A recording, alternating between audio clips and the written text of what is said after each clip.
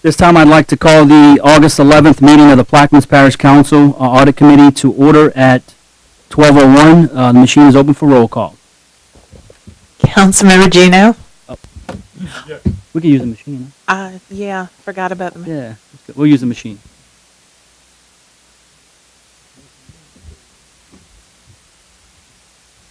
Let the record reflect we have all three committee members present. If we could please stand for the Pledge of Allegiance. Did you know?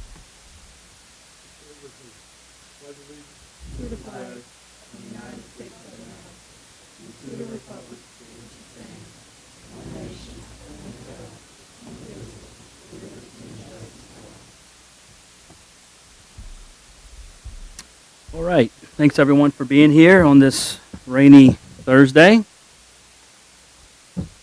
We'll move to item number 2, new business. I will open it up to the table for any new business items.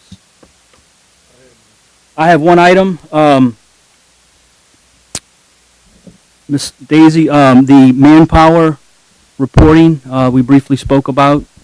If you want to give a brief update or just something going forward. What that is, it's anytime there's a change form, whether it's a position change, salary increase, anything to do with an employee's change, employee status, reports are sent from civil service to the internal audit department. I get copied on it, but I think it's probably important that the whole council be able to see that on a monthly basis. So, you want to just elaborate a little bit? Yes, I agree. I have been noticing, I guess, over a while now, that there have been some changes that have been occurring. And I don't know, I'm trying to think of a way to capture some of the changes that have been made, including the manpower report. For instance, you may have an employee that was switched from a different department for whatever reason. They don't get along with that supervisor or whatever. They're still classified under one department, but they're now working in a whole nother department.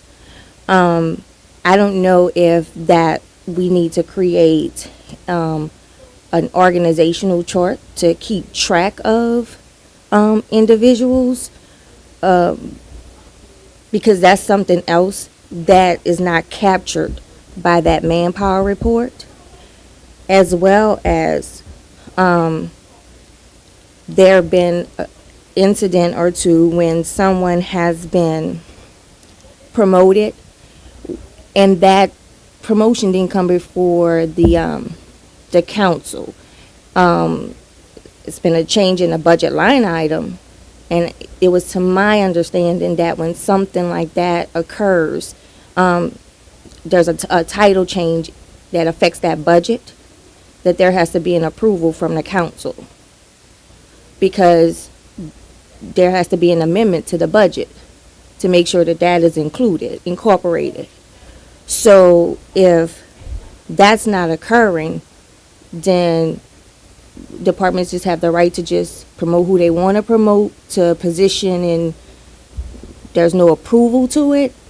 I mean, I know that you can give someone a merit increase without coming before the council, but to make a whole different title or position within that department, and there not be council approval, that is the missing compartment, and that is why I think that the manpower report needs to be done.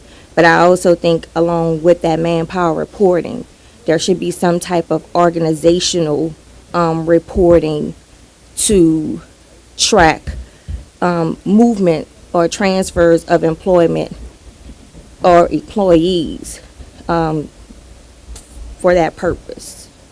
I think the one instance you're referring to probably happened in the last several months with all this hiring freeze. No. We did an amendment to allow internal transfers from department to department. So that may be some things you're seeing. No, this was prior to the layoff, that this kind of stuff was happening.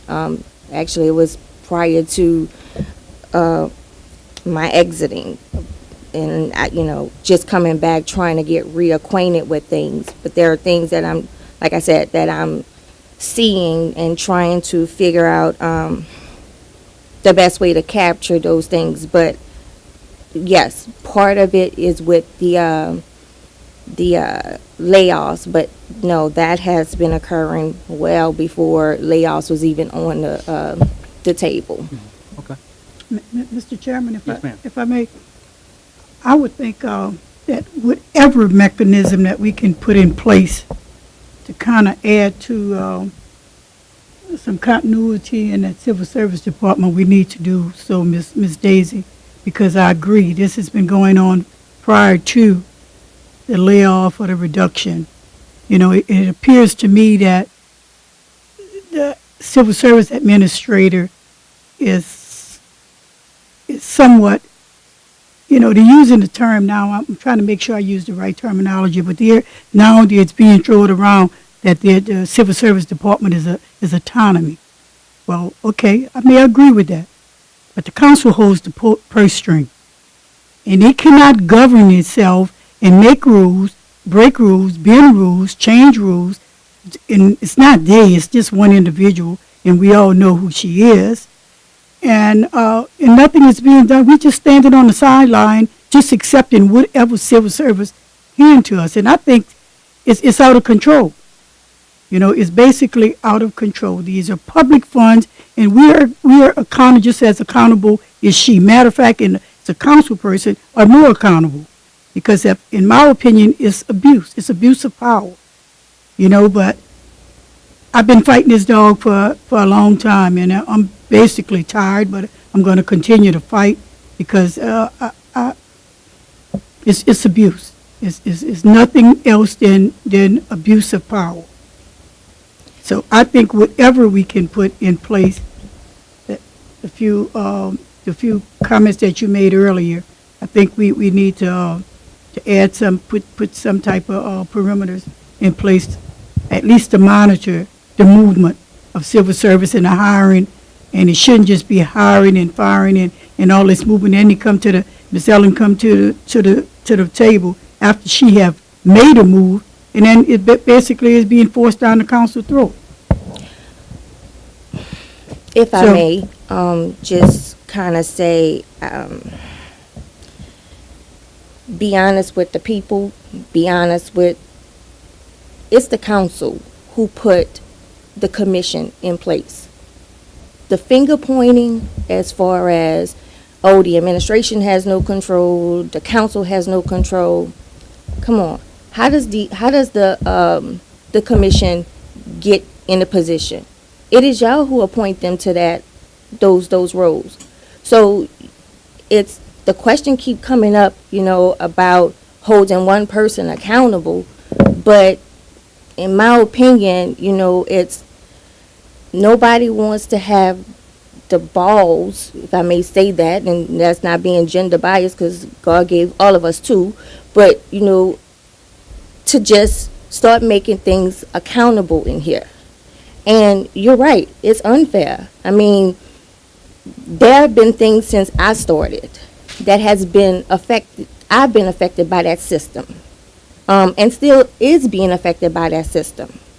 I don't sing. I remember when the first issue came about, and Councilman Turner wanted to, speak on my behalf, and I just told him, I said, I don't want to get into anything personal. Yeah, no, this is not personal. What I would like to say is that I want to keep this across the board, and what I see is a problem across the board. And I think, to my colleagues, what needs to happen is that we need to formulate a better relationship with the commission. Because I'm not even sure that the commission is aware of all of the movement of the civil service department until after the fact. I'm not sure about that myself. So I don't want to get into specifics, but I just wanted to throw that out to my I appreciate colleagues. that, Ms. Salvat. Yeah, let's work on maybe a more modified report or something more detailed. That way the where the full council has So what you do, I have a to good, stand? idea of what's going on as far as personnel shifts, What I do? salary increases, et cetera. Right. But I guess, it's to the salary increases, that doesn't go, well, we haven't been having that Well, yeah, until, those are, I haven't seen any, so I can't talk about that, but just transfers, promotions, resignations. right. That should all be captured and, It should be, but again, like I said, not all transfers are captured. It's just, someone just decides to make a movement and they allow it to go. Mr. Juno? Now, right now, I know the administration is making some organizational changes. Since the layoffs, they're trying to put different entities together to try to have enough people to do the job. So you might be finding that out also. But they are working on that right now. And they're trying to reorganize a little bit. So they'll probably be getting in touch with you for that. All right? Okay. Who's making organizational changes?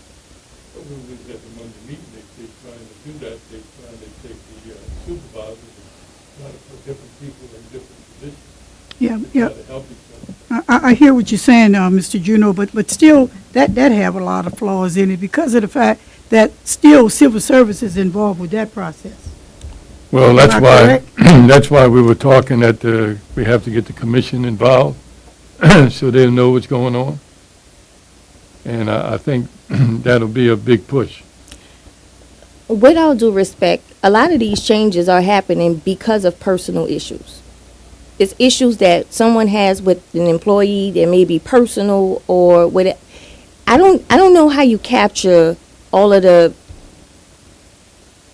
politics that goes along with civil service. But you cannot dismiss that there is a personal factor that is causing a lot of these things to change, whether it be friends helping friends or enemies hurting employees. You have to acknowledge that portion to address it. There's rules that need to be followed.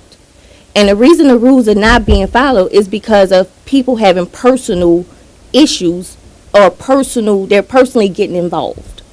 So taking myself out of the equation, even with, in my opinion, some of these layoffs,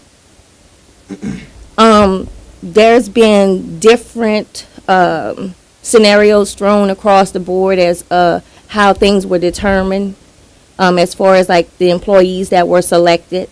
Some say evaluations, some say seniority, but nothing was consistent. So whether we want to acknowledge it or not, personal it plays a part in this.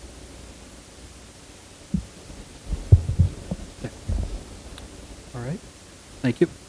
Anything else for new business? Anything from the audience? All right.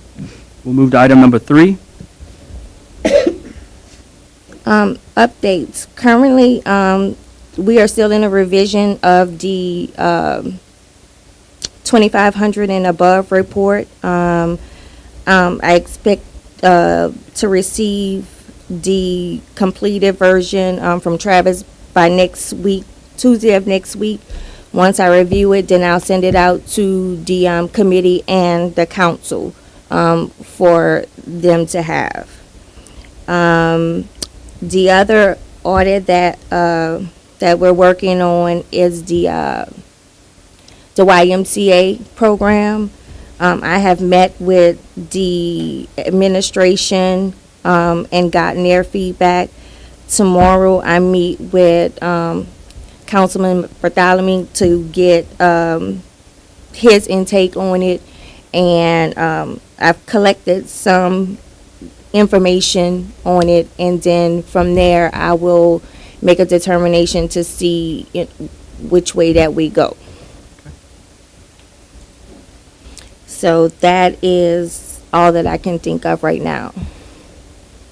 All right. Appreciate it. Yes.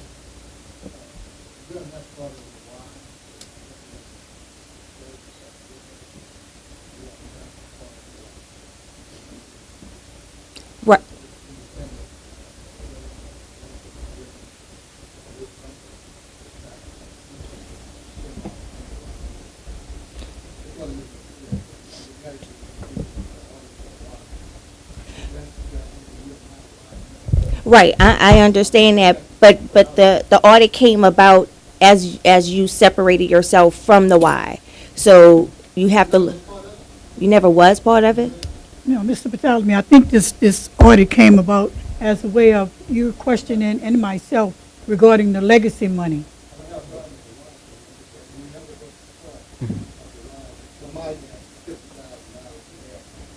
No, I don't think it's in regard. Community Center was a part of the original Legacy Foundation, and I have that information with the Y have, what the intention was, what they're supposed to be doing, this and that equipment and everything else.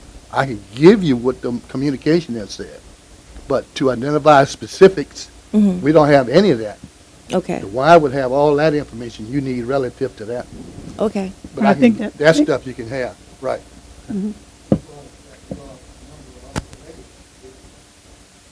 The event was a member of the Legacy Foundation okay, when they decide to move out. all right, And then you can witness that part of the stuff you need to have. I don't have a problem I can give you that by email. okay, But I think we still need to pursue the legacy, how did the legacy money was dispersed among all of the Ys, because I think the concern initially came about because when they went back and retrieved all of the equipment out of the Davant Y, and initially those, I think it was the understanding that the equipment was purchased with legacy money. So in essence, the YMCA should not have authority to come back and remove it out of the center. okay, You're exactly right, Mr. Trufant. Okay. Ms. Audrey Solvent Trufant. You're exactly correct. And the She goes by memo, both. the memo says that. The Okay, memo that was public document that was printed out says specifically identify each center and what material that they was going to buy and what they was going to create at each center, and the business partners that was involved in that. And they bought those materials for each center. right, But when they got framed, they came and cleaned everything out. So Okay. legally, I don't think that should have been done, but anyway. all right, thank you for that. All right, we'll move to item 4, old business. Any old business to come before the committee? The table? none. From the audience? All right, we'll move to item number 5.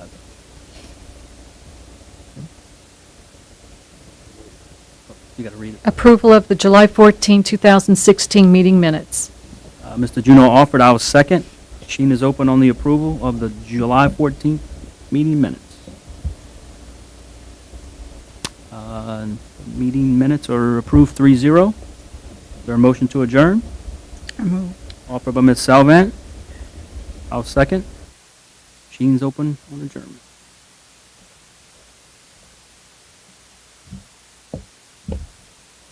And we are adjourned at 12:19. Thank you.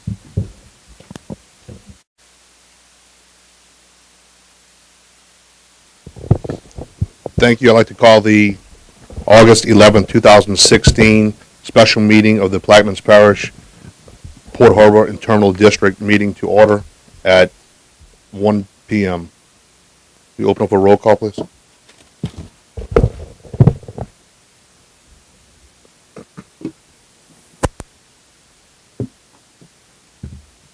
Let the record reflect that all 9 council members are present. If you would please stand for the prayer by Director Giles and Pledge of Allegiance. Sorry. Let us pray. Our Father, our God, how excellent is your name in heaven and in earth. We do honor you and praise you and thank you even for right now.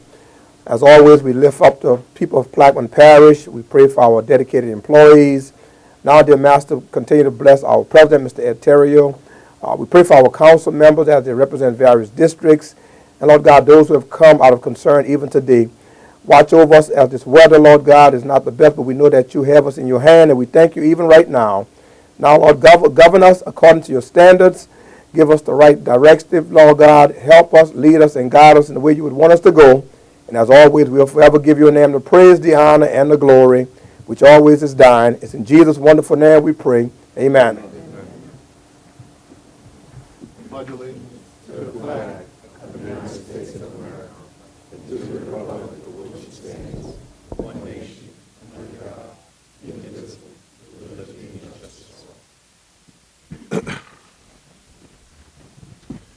Thank you all. We'll move to item 2, introduction of ordinances and resolution. Mr. Bartholomew? Have none? I have 2, a resolution authorizing Maynard Sanders as the Executive Director of the Plaquemines Parish, Port Harbor Terminal District to extend the current consulting agreement with Ladder and Bloom and otherwise to provide with respect thereto. An ordinance to amend and as amended, readopt ordinance number 07102, adopted May 10th, 2007, to establish and initiate the collection of Plaquemines Parish, Port Harbor, and Terminal District security fees, security surcharges, and otherwise to provide with respect thereto. I have no more. Mr. Juneau? I have none. Mr. Russo? I have none. Mr. Lapine, Mr. Burt? I have none. Ms. Dupont-Salvant? I have none. Mr. Edcombe? none, sir. Ms. Williams? Okay, with that, we will move to item 3A. Ms. Marcotte? A resolution authorizing the executive director of the port to advertise for, request for proposals, and/or to award and contract with contractors as provided by Louisiana law for removal and installation of appropriately sized culverts as determined necessary with the assistance and guidance of the Plaquemines Parish Engineering Department in ditches and canals located on port property and adjacent properties where port property drainage is impacted. And number 2, for the services of cleaning, sweeping, removal, hauling, and disposal of debris from said ditches and canals, and otherwise provide with respect thereto. Ms. Dupont-Salvant? Yes, Mr. Chairman, I would like to offer first for a discussion, but prior to discussing it, I would like to, in front of each mic, there's a resolution and amendment with changes. I want to offer it with changes first, and then I want to open it up for discussion. And if you notice, there's your changes right in front of your chair. And the changes appears on line 21. After whereas, you're going to strike Venture Global and you're going to insert the lease option holder. The same would apply on line 23. The lease option holder would be inserted. 27, lease option holder would be inserted. And on 28, lease option holders would be inserted. And with those changes, I would like to first offer. I'll second the changes. Okay, I'm sorry. To offer it for a discussion because within the last couple of days my colleagues have confronted me with a lot of concerns. So I'm hoping that we can get it to a vote, sir. But first of all, I want to allow everybody to have the concerns heard. So with that said, the floor is open for my colleagues or anyone to have any concerns. Ms. Salvant offers, I'll second it. Open for discussion. Mr. Sanders? Thank you, Madam Savant. And I know all the council folks here are familiar with the project, but for the benefit of those in the audience that are not familiar with the project, I would like to give some background to it, which may give a lot of credence to the discussion which follows. The option holder on the port property, the option leaseholder on the port property is falling way behind in their permitting / construction schedule due to standing water on the property.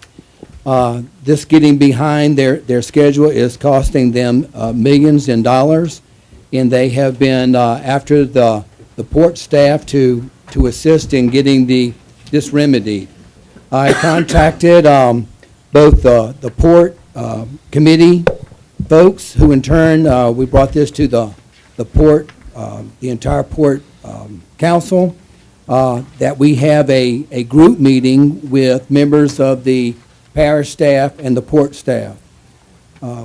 President Cormier gladly took charge of this, of which President Terrio picked that baton up. And I would like to give a synopsis of that discussion and where we are.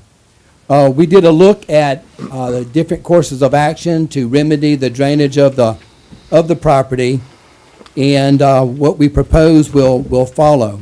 The port has offered to pay in full the cost of this remedy, whereas the parish staff, particularly in the engineering staff, has done yeoman's work in running through the different courses of options, courses of action, and coming up with corresponding cost to that.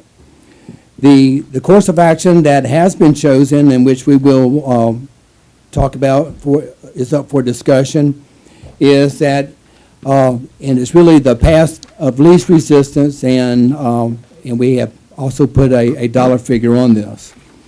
The parish engineer feels that by replacing 5 culverts, 2 of which are just 15-inch culverts being replaced with 2 54-inch culverts, could greatly remedy the flow of water. In his estimation, 80% of the problem could be remedied by changing the culverts out. Because of the clogging of the culverts, the water is standing, and standing water is very agreeable to allow vegetation to form in there.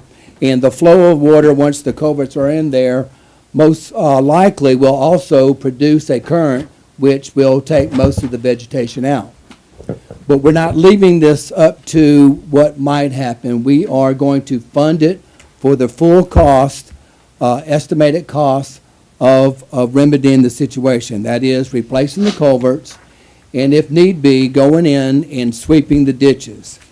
It is the second part which is the most costliest, because we do have to lay down matting to sweep the ditches, and that's just a costly process. So we have set aside $450,000 for this project. I erred on the side of prudence. I would rather ask for too much and not have to use it than have to come back to the well and say we need more money for the project. Obviously, if we have to go over that amount, the 9 folks in front of me have a little bit to say about that. So it's not that we're just let loose on our own after y'all decide we go ahead and do the culverts, do the project. We have passed out a ditch cleaning cost PDF. We gave it to Councilwoman Savant. And it is a quick and dirty analysis by Ken Dugai. He took an example of some ditches that were experiencing a similar problem after Katrina and used that as his pro forma, and that is how we came up with the cost. A estimation is the culverts will be in or around 100 to 150,000, and to fully sweep the vegetation, it would add an additional 300. So for a total of $450,000. And again, that is what we're looking to set aside for this project. The $450,000 is a figure that, when taken from the port, will not hamper the port's operations or future operations. So with that, Madam Savant, I'll turn it back over to you to start the discussion. Okay, my first question would be to Mr. Shan, our legal staff. There has been some concern that has been, that was given to me in regards to a potential cooperative endeavor agreement that should have been established between the port and the government, because of the fact that it's understood that the port is a separate entity from the government. Could you shed some light on that? Yes, ma'am. The port and the parish are separate entities. To the extent that services are rendered to the port by Plaquemines Parish government personnel, there probably is a need for a CEA for that. Yes, ma'am. Now, I think in terms of, I think if I'm not mistaken, you're referring to what Mr. Dugas did on behalf of the port in terms of coming up with the numbers and these sorts of things. Yes. We can do that retroactively to fix that problem. So it should have been done, and there probably will have to be some sort of consideration given back to the parish, but it's not really a hill for a stepper. It's a small problem we can fix. Okay. If I may add to that, Councilwoman, I like the way Shane acted, and that really has been indicative of the entire process we have done. It's been a very cooperative effort with the parish staff and the port staff throughout this process, and everyone has really put all the oars in the water at one time trying to get this done, and it's refreshing. Thank you. Okay. At this time, I would like to open the floor up to my colleagues at the table. Yes, ma'am, I have one question, just for clarification from legal as well, because I have been asked this. On line 8, it talks about ditches and canals located on port property and adjacent properties where the port property drainage is impacted. I just want to get a legal ruling on that, Chair. All right, what you're talking about here is the ancillary benefit that will accrue to adjacent property owners because the port's going to dig perimeter ditches around its property. Now, the port's bought that property with public money, it's public land. But the ditch is in between the two properties. In order to use the property for its public purpose, the port has deemed it necessary to dig those ditches. Now, you do get into a philosophical debate with here, and it's really kind of an old philosophical debate. It might even go all the way back to Hamilton and Jefferson, okay, going about how much should public entities engage in improvements and these sorts of things.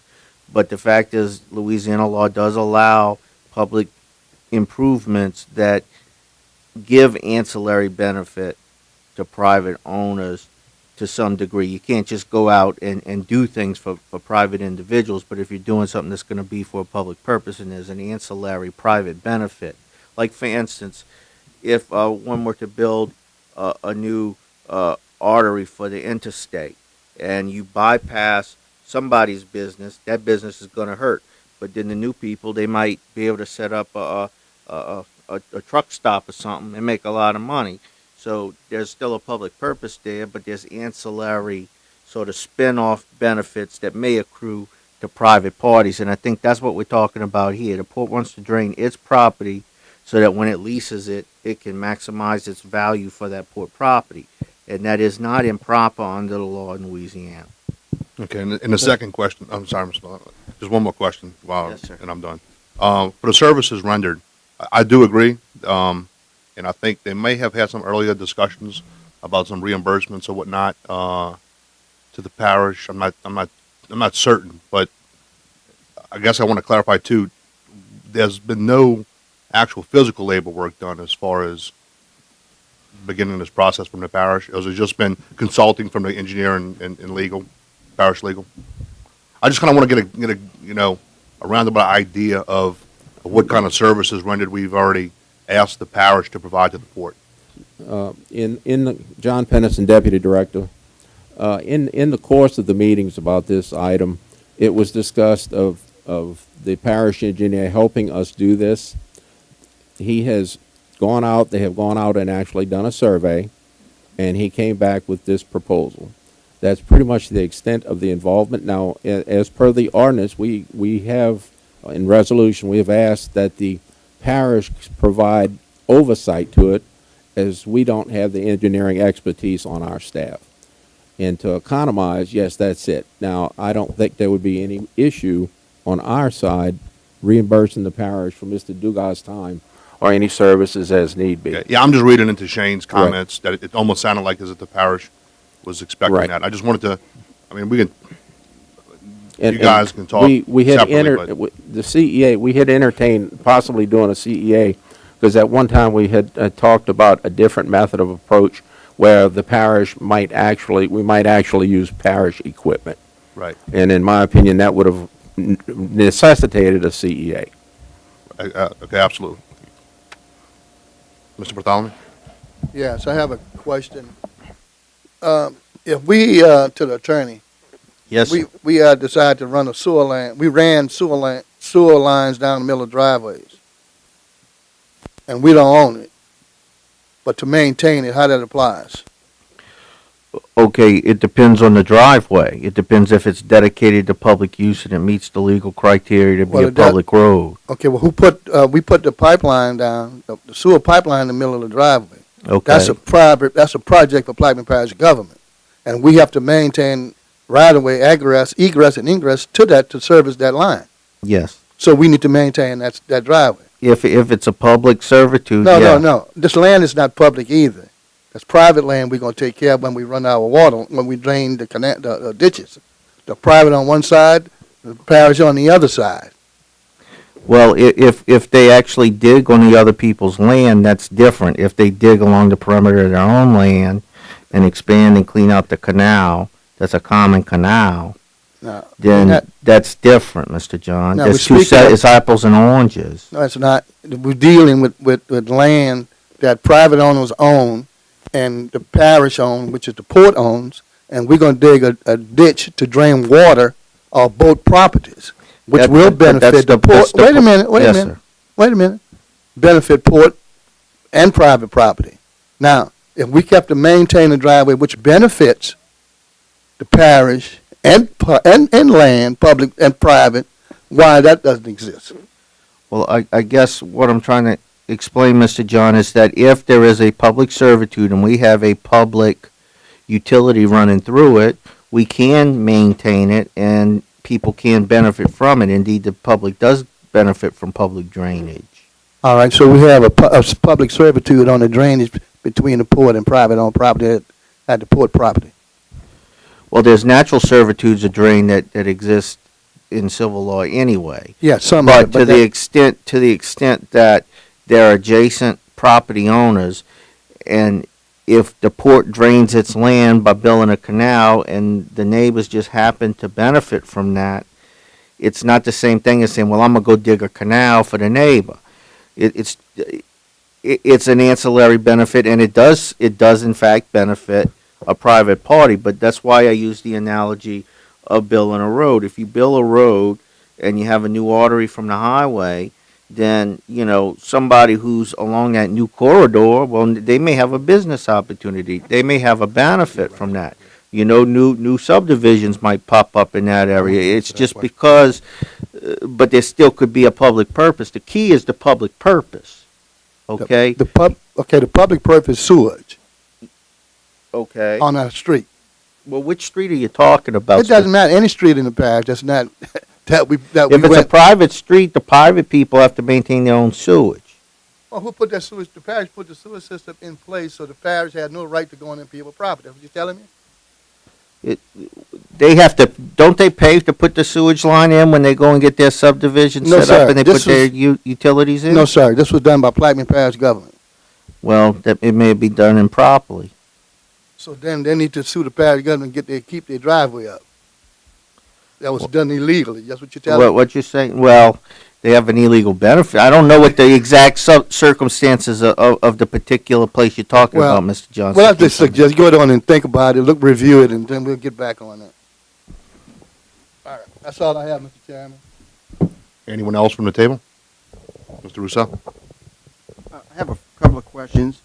Has there been a change, or why did we take the lease option holder's name out of the agreement?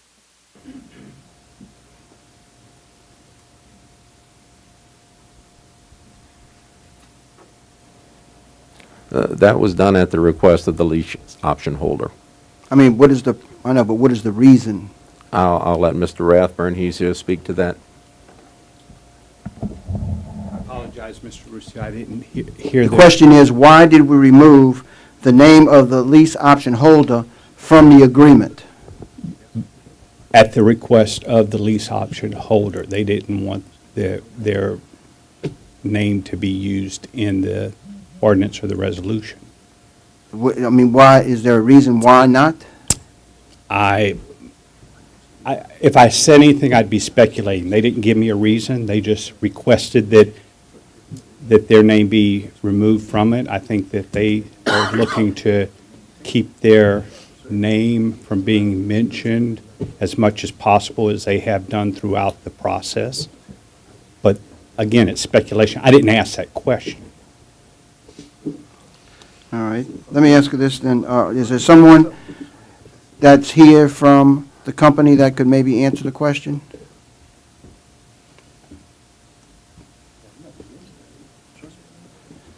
No? Okay, let me move to the next question. I've heard that they are falling behind schedule and it's costing millions of dollars in delays, and I'd like to know why and what delays and how much.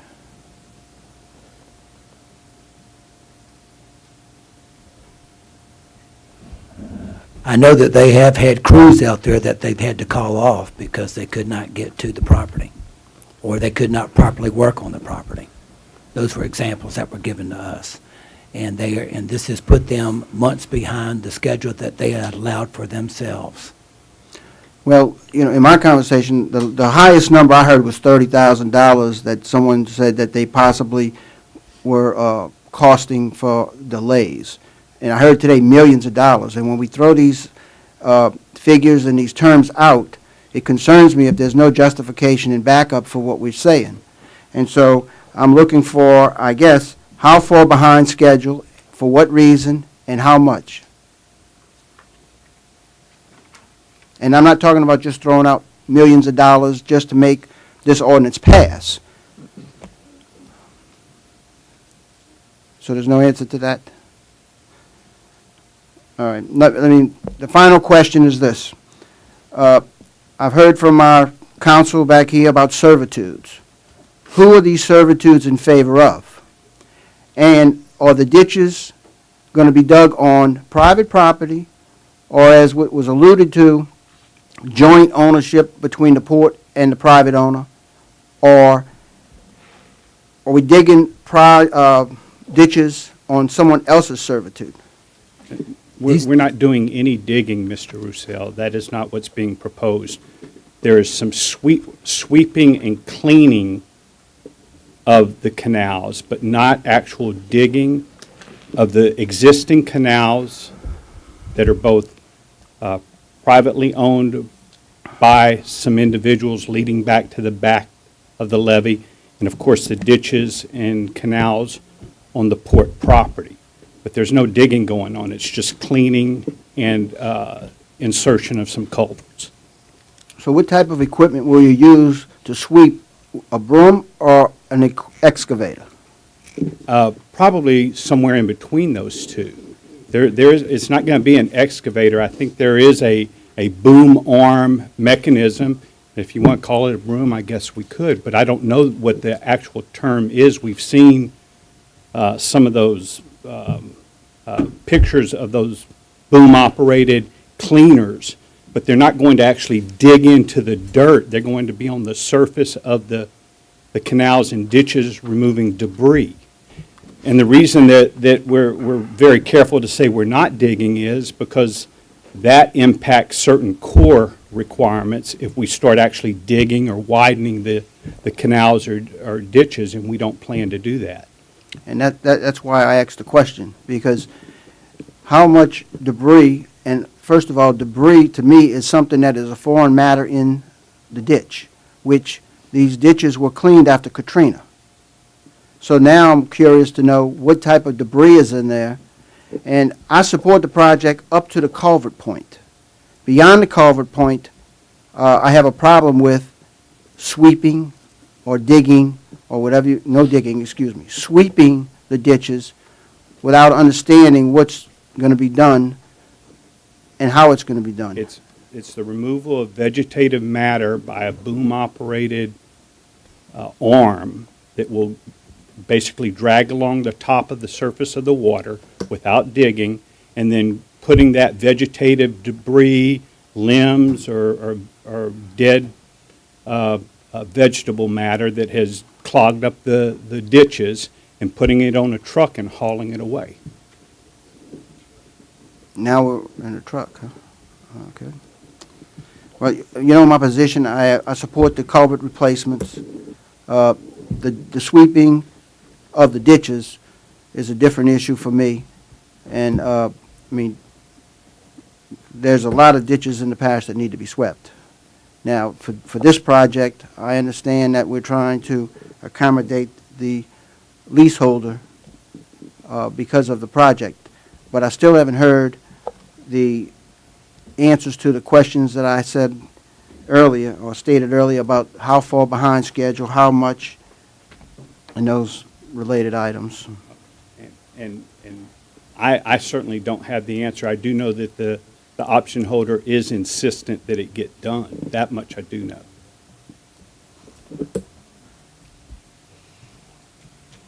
Mr. Russo, just one comment. That property was inundated in Isaac. There was probably marsh balls, the marsh ball, the grass that's in balls from the marsh. There are some situations where that is in the ditches due to Isaac. But I look at this estimate from Mr. Dugas, and when I read the estimate from Mr. Dugas, it's telling me that we're going to be digging thousands of feet of ditches according to the estimate that you had Mr. Dugas prepare to justify the resolution.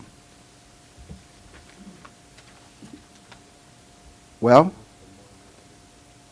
It's Mr. Dugas' estimate. That's I know, based but on, so based on there's 30-some-odd ditches of 4,000 feet on our property, plus you have the interceptor ditches that drain down to the outfall canals. So there's quite a bit of sweeping involved. And one of the things is, too, we're not certain if we're going to have to use mats. There's questions that in certain areas we may have to put matting down, not only to sweep the ditches, but also to haul the material off. Even though it's vegetative in nature, it may have to be hauled off. We're just not certain as of yet.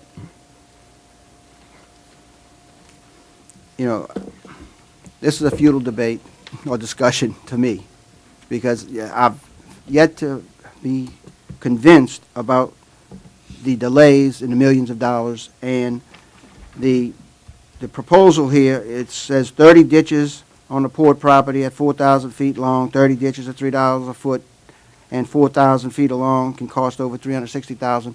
We backed into the figure. I understand the first figure was thrown out. Did you have the benefit of this information when you gave us the first figure? I had actually consulted somebody and done some internet research, and Mr. Dugal's numbers bear out my research. My preliminary number was based on an estimate that I had somebody. Then I factored in the additional work the additional costs which may be involved as far as the matting, which may be required. Well, my position on the ditching. I support the culverts, but in the form it's in now, I can't support the ditching without further explanation.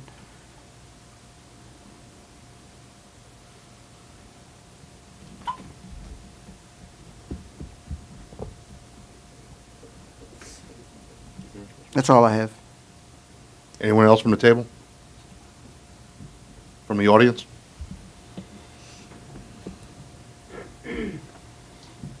Yes, Warren Lawrence, 120 Timber Canal Lane, Maple Grove. I guess it's hard to ask questions when you don't know what's being done.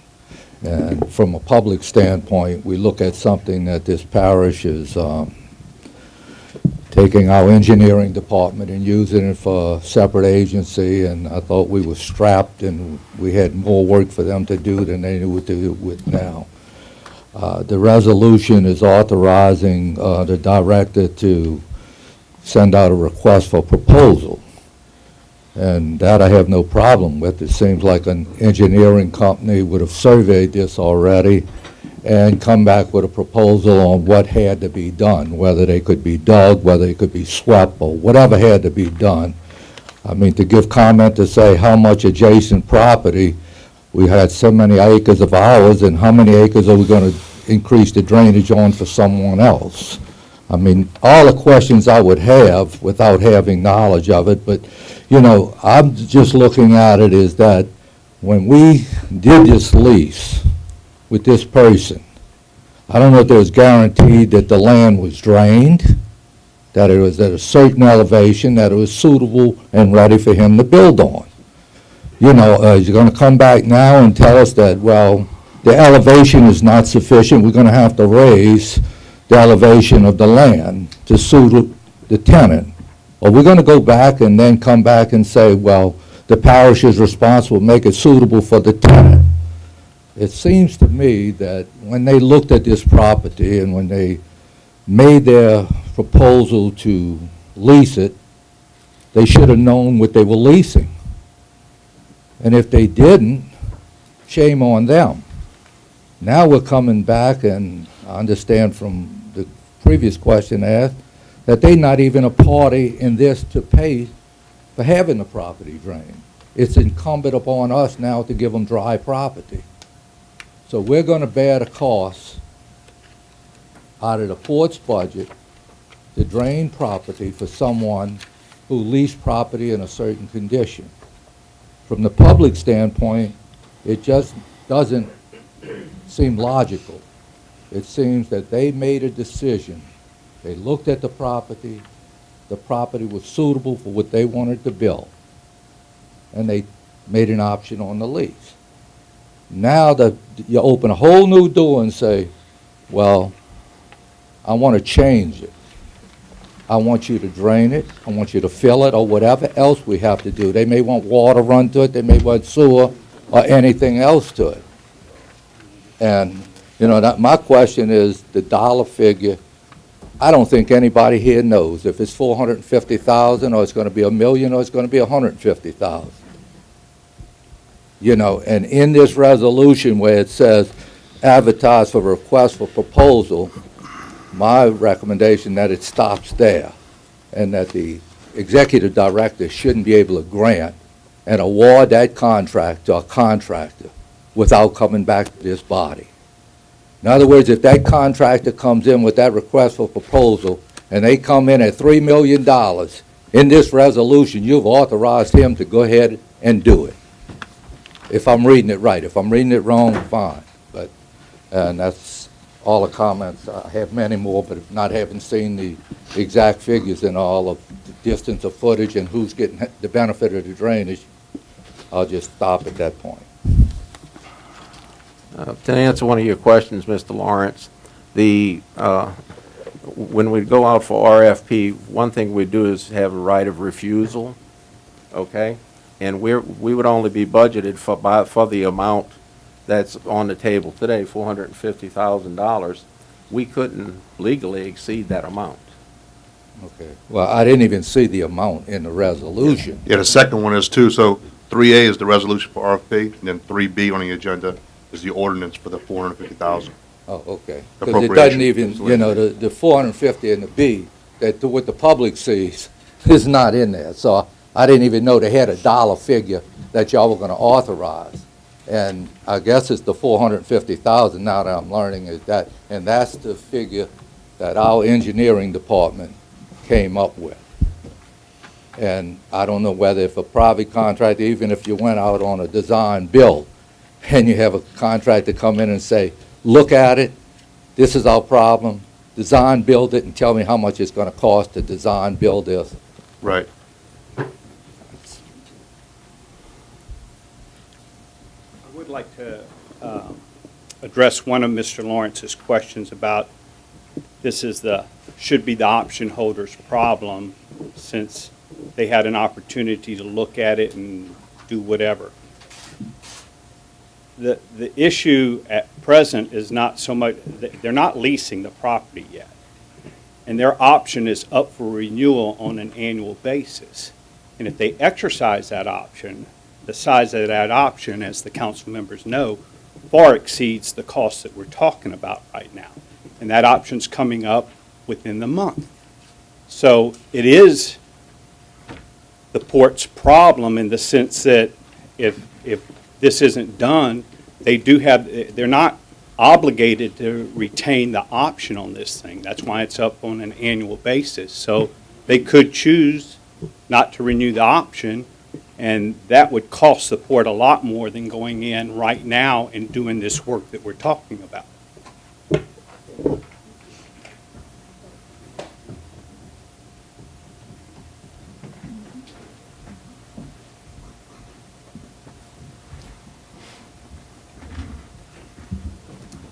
Anyone else from the audience?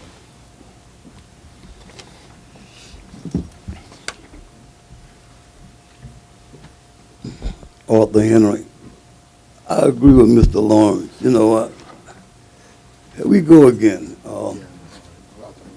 We make deals, but the people again, and it's kind of your job to really start checking this, you know.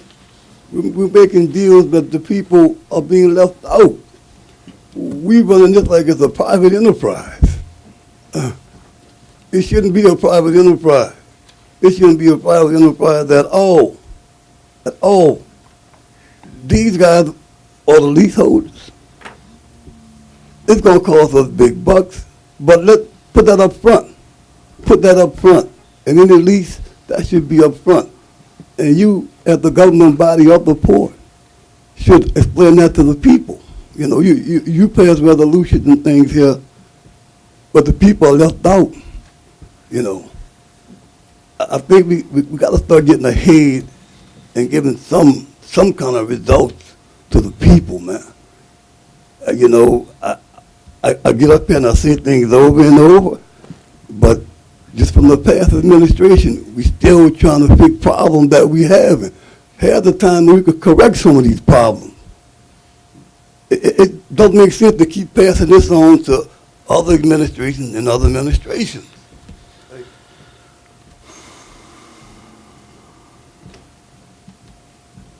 If there's no one else from the audience, Ms. Salmont? Okay, if there's no one else from the audience, in light of all of the questions that have arisen in this discussion, my question would be back to Mr. Sandy. I mean, you know, personally speaking, I cannot, you know, in good conscience, move forward on this legislation here today as much as I would like to. You know, I was a big supporter of LNG, of Venture Global. I'm still a big supporter of them, but just in the respect of my colleagues, you know, with all of the questions that has came up and no answer to any of them, you know, it's kind of hard for me to move forward on this legislation. So I would ask you, could we possibly defer this legislation here today and get some of the answers quickly, if need be, to call another special meeting and perhaps address all of the concerns so we can get this moving forward? Because I think, as Mr. Henry said, we owed answers.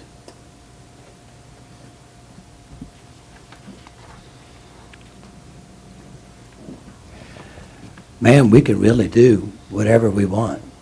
I mean, if that's what it takes to get this through, yes, we have to do it. I know that they do not have to renew their option. And they're looking at our intent to do what they would ask us to do. But if that's how the board feels, that if I have to go quantify when he says this is costing us millions, I'm going to go up to him and say, tell me how many millions and exactly what are you talking about? Is that the answers that y'all want? I will do what you 9 guys want me to do.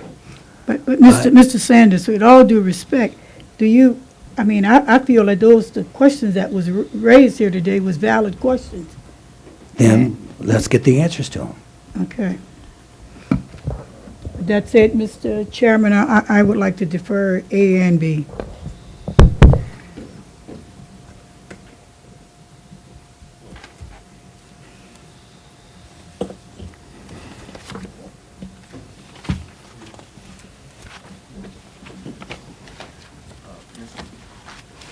Mr. Chairman. Yes, Mr. Landry. Based upon the amount that we're hearing of about I guess it's $500,000 to do all of the sweeping, I think it's going to have to be a bid, and it's not going to be able to be an RFP, just because, so we don't run afoul of public bid law. At least that's my understanding, because it's over the 150,000 threshold. Because heretofore I hadn't had anything to do with the money aspects of it. But that's just something y'all might want to consider.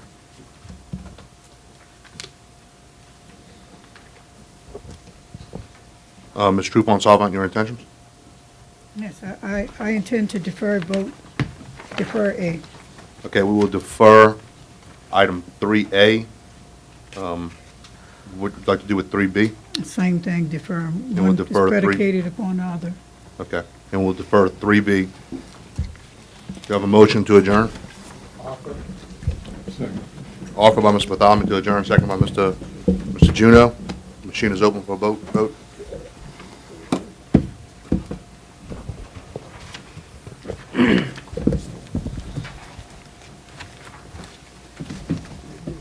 Let the record reflect, motion passes 9-0 to adjourn. We'll adjourn at 1:45 PM.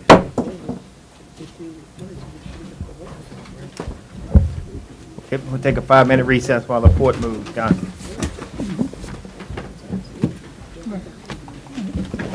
We'll call the regularly scheduled meeting to order of August 11, 2016 at 1:47. The machine is open for roll call.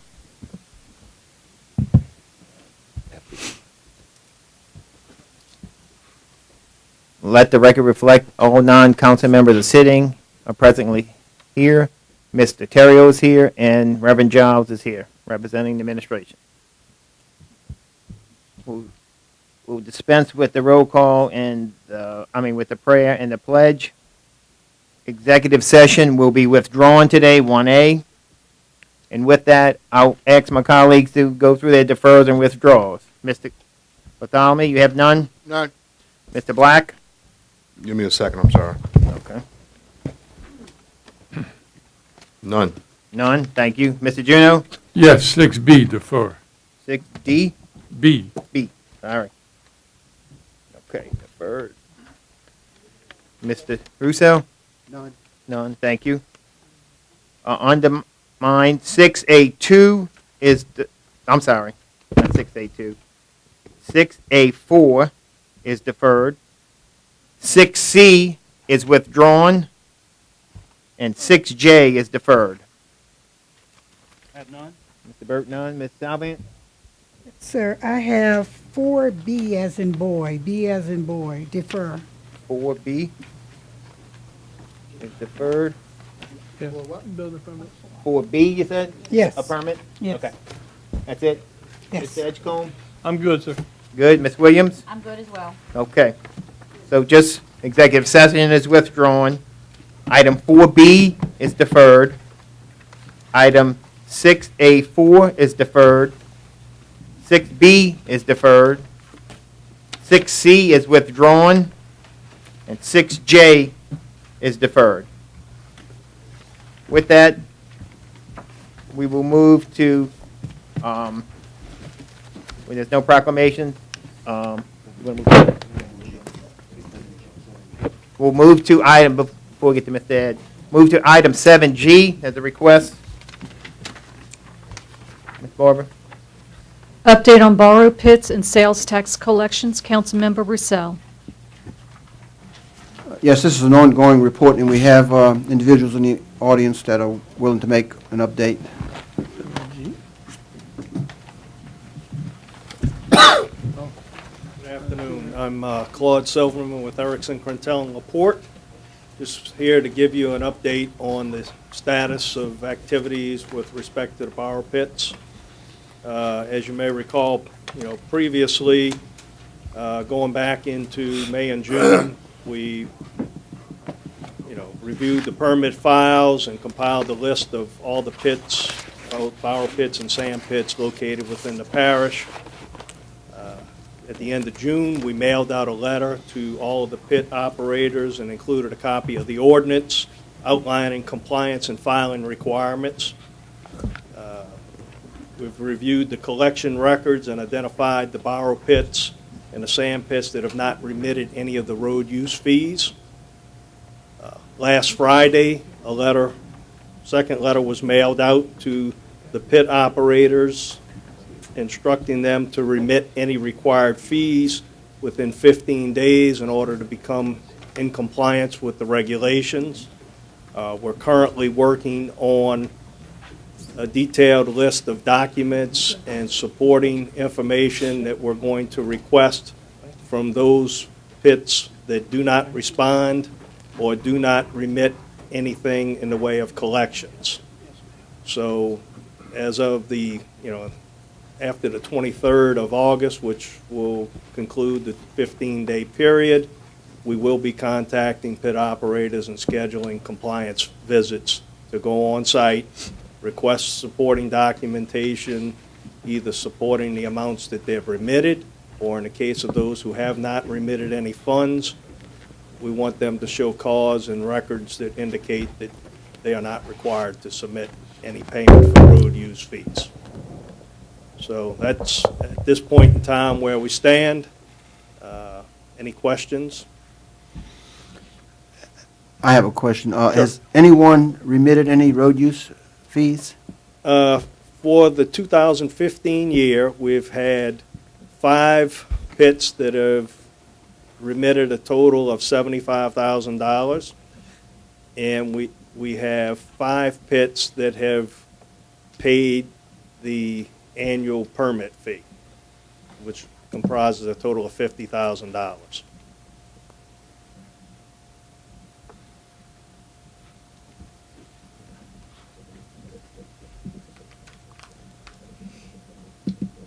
And so now collection actions or procedures are in place to try to...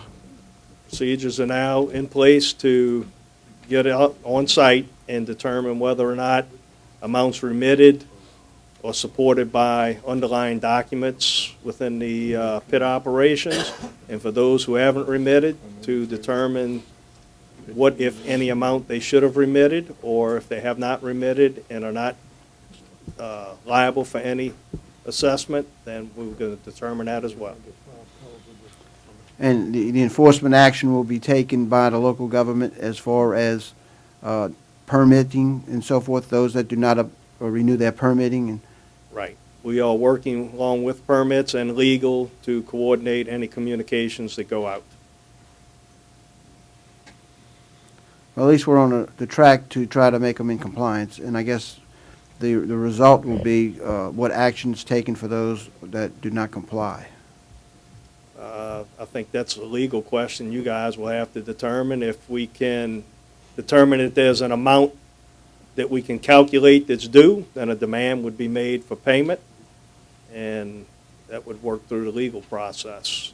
Either they would remit it or there would be legal action taken on behalf of the parish. If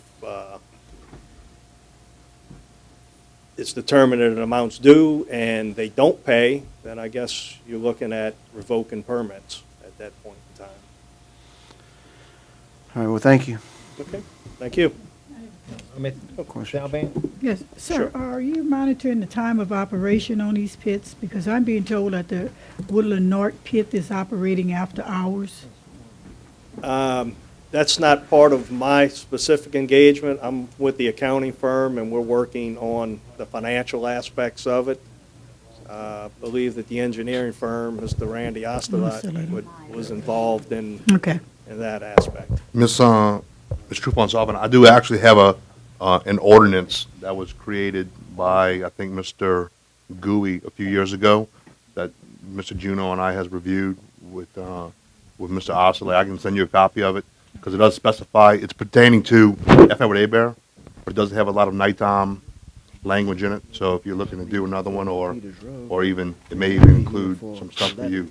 So I'll get a copy to you. Appreciate it.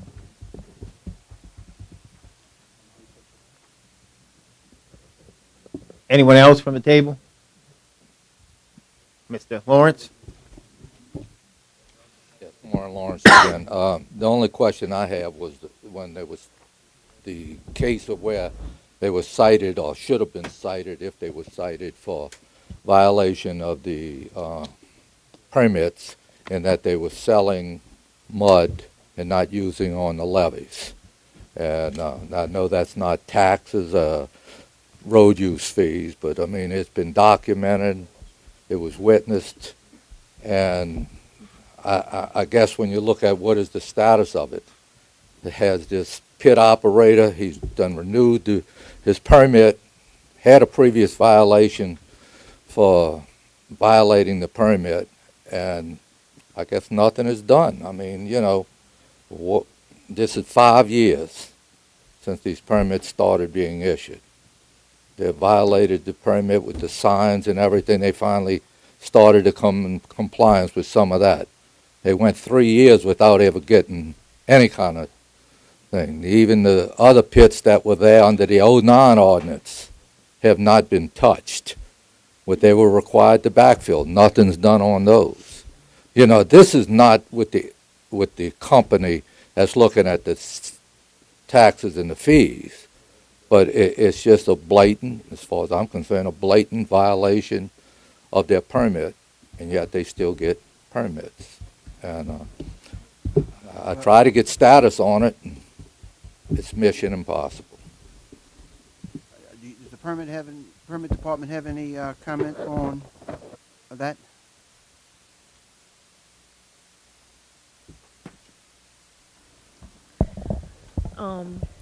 Regarding to what Ms. Lawrence was talking about, all the reports have been turned over to Ms. Betty Welsh. She was supposed to be in contact with Mr. Randy to be able to go and cite those pits or take whatever actions or sending out letters, but we haven't heard anything back from that either. I will contact Ms. Betty tomorrow and follow up on that. Okay. Anyone else? All right, thanks. Ms. Barber, can we move to, can you read 7H? Yes, sir. Discussion by Chris Denny from the Mosquito Control Department regarding the Zika virus. Councilmember Lapine. Thank you. Mr. Denny, can you come to the microphone, and before we have to open it to the table for discussion, I called Mr. Denny to give us an update on the Zika virus because of the local and national concerns. And last week or the week before last, we actually deleted a bunch of fog drivers. So the purpose today is to find out how are we combating it. Are we combating it? Are we low on manpower? Are we putting the public at risk? And how are we combating the Zika virus? And I hope everyone has a question or an idea, or if we have to come back to the table, fund you some truck drivers or whatever. But the public's health and safety is the most important thing. So I'd like you to give us an update of where we stand. Right now, where we're standing, I was going to give you a kind of a brief history on Zika because I wasn't sure what, but I'll forego that, and just get to answer your question. Okay. So far, we're handling everything okay. We have our our complaints and our our public requests are being dealt with appropriately. Unfortunately, with Zika, Zika is a kind of a thing. We're not going to be able to spray ourselves out of a Zika epidemic. We could see in Florida what's happening with that. They can't even control I think it's like a block where this is occurring. The best thing we do is we're trying to give out public information, educate the public on things that they can do around the home. That's going to be the most important thing to keep from ever having Zika. Be clear, there is no locally transmitted Zika in Louisiana as of August 3rd of this year. I say August 3rd because that's as far as the CDC has gone up to. As far as I'm concerned, it goes to today. There's some local transmission in Florida, in a few blocks, and I think another little county. We're spraying right now according to the data that we're receiving, according to the complaints that we're receiving. Like I said, right now we're able to respond. Worst case scenario is if with all this rain, I'm hoping all this rain is going to kind of flood a lot of the habitat, and it's going to get rid of rather than produce mosquitoes. But it's possible the latter could happen. We could get some serious outbreaks. I have 2 drums of dibroom for emergencies that we could use the plane for. That's all I have. Beyond that, we would have a problem. It's kind of hard to predict because I don't know. It's too early in the season. If it was a little bit later, I would say, hey, we're going to be fine, everything, don't worry about anything. But it's only August. And I mean, as you know, September, October, we've sprayed up until December. So I don't know how bad it's going to get. There's no way of predicting that. But we're up to date spraying. Is that what we're saying? We are combating what we can do. Are we behind on spraying because we deleted these truck drivers? I mean, not at the present. Not at the present. It's not causing a problem. People are not seeing the truck as often, and that's causing some. I'm getting calls because they're not seeing the trucks. But according to the data that we're getting from light traps, gravity traps, and landing rates, we're holding our own right now. We have some areas that it would be nice to be able to focus on a little bit more. But we're doing what we can do right now. I was able to my secretary was kind of able to get some money from some other source, and we got another 250 gallons of the stuff that the permanent that we use out of the trucks. So that's a good thing, and we got some oil, which is going to keep us going. But after that, it's are we more effective aerial spraying or with the fog truck? It's a combination. You really need both in a parish this size. If we were to get outbreaks from certain species of mosquitoes, then we would need the plane. There's no way we could handle it with a truck. We've been very lucky, though. I'm not going to say it's luck, but between oil spills and coastal erosion, there's not as much habitat as there was previously. When I first started this, we would get maybe 6, 7, 8 major outbreaks. Now we haven't got any yet this year. We are testing for the West Nile.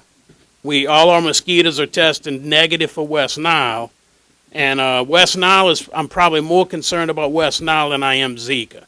Even though the media is playing up Zika, West Nile is here, and it needs to be dealt with. Zika is not here right now. But can we combat West Nile, or how do we? We're doing it. We've been doing it for the last several years.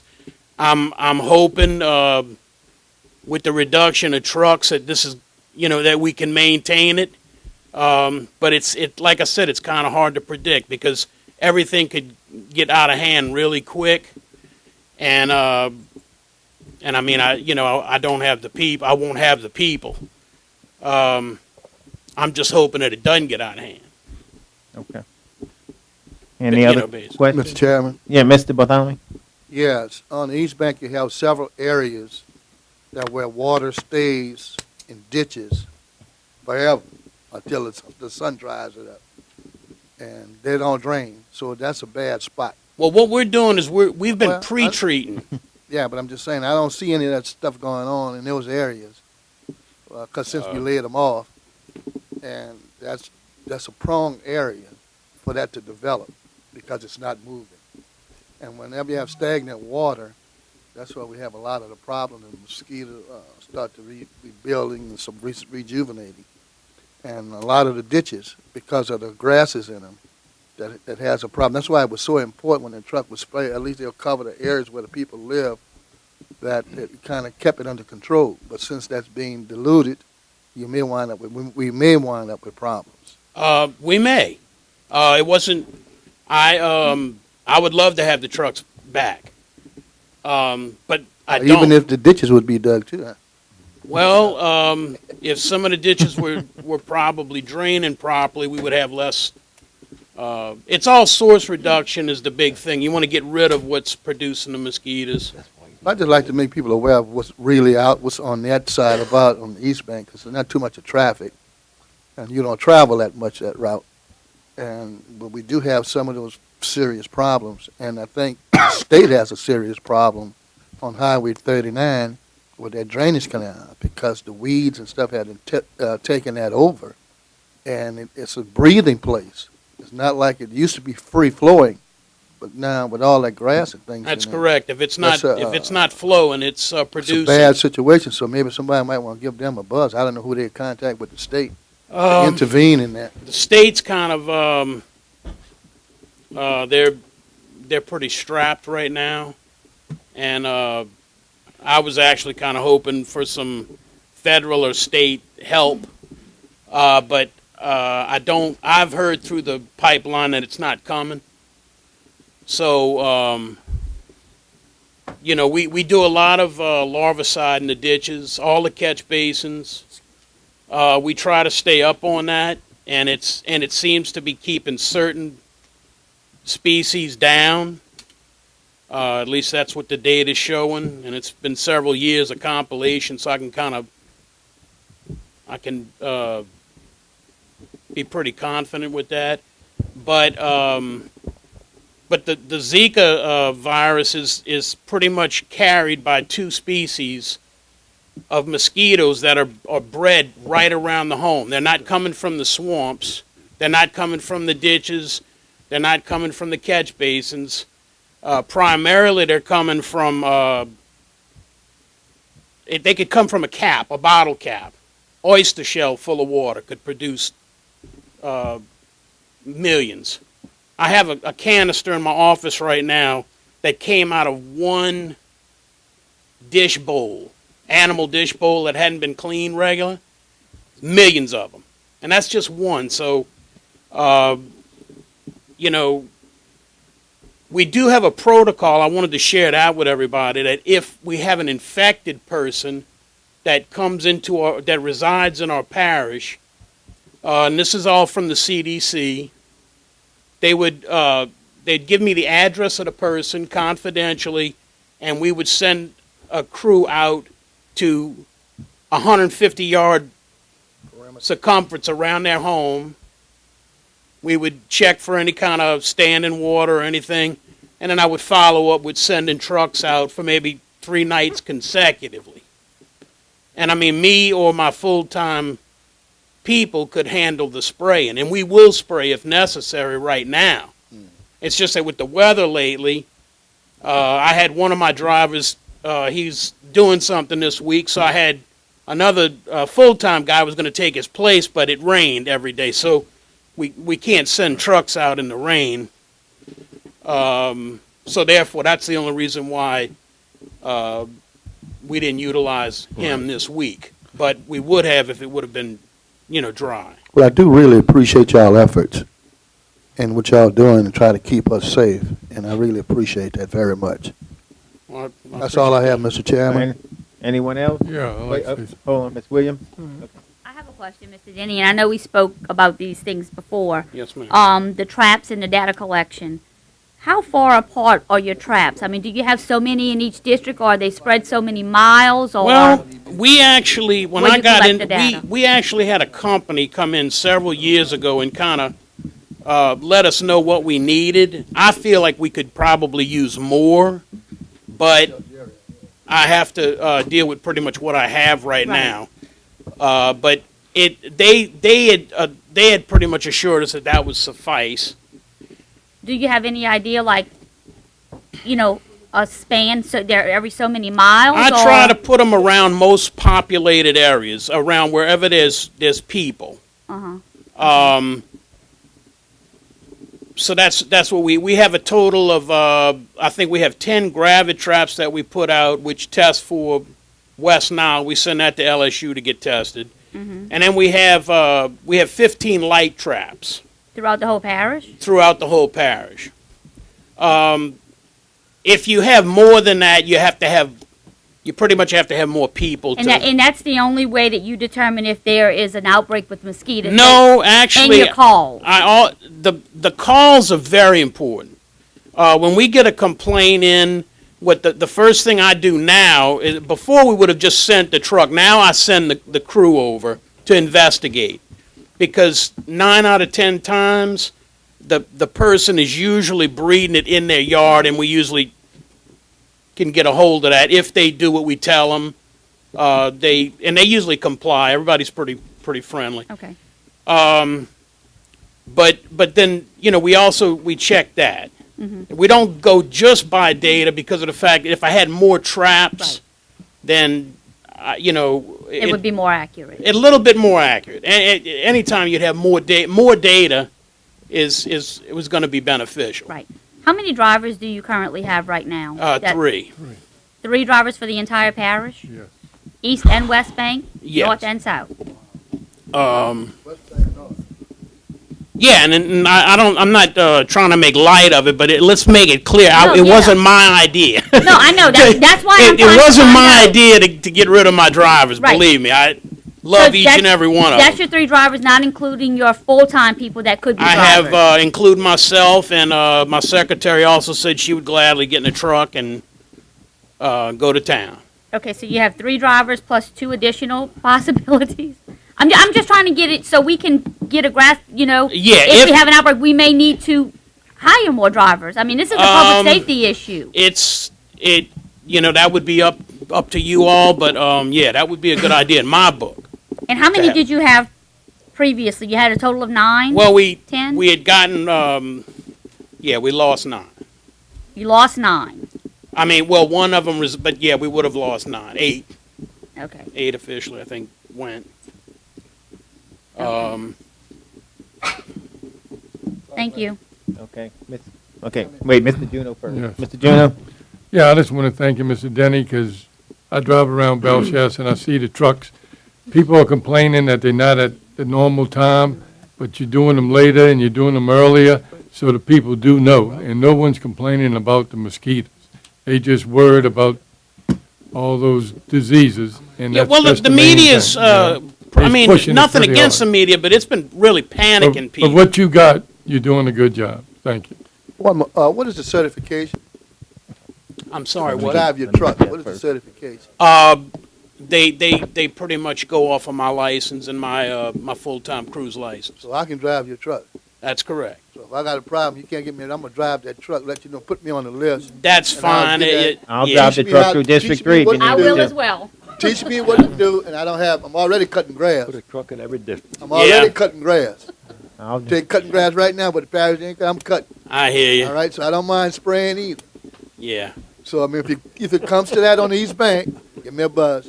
Yeah, I'll I offer had, my service to you. yeah, I had talked to a few councilmen, and I did assure them that I won't allow it to get to where it's.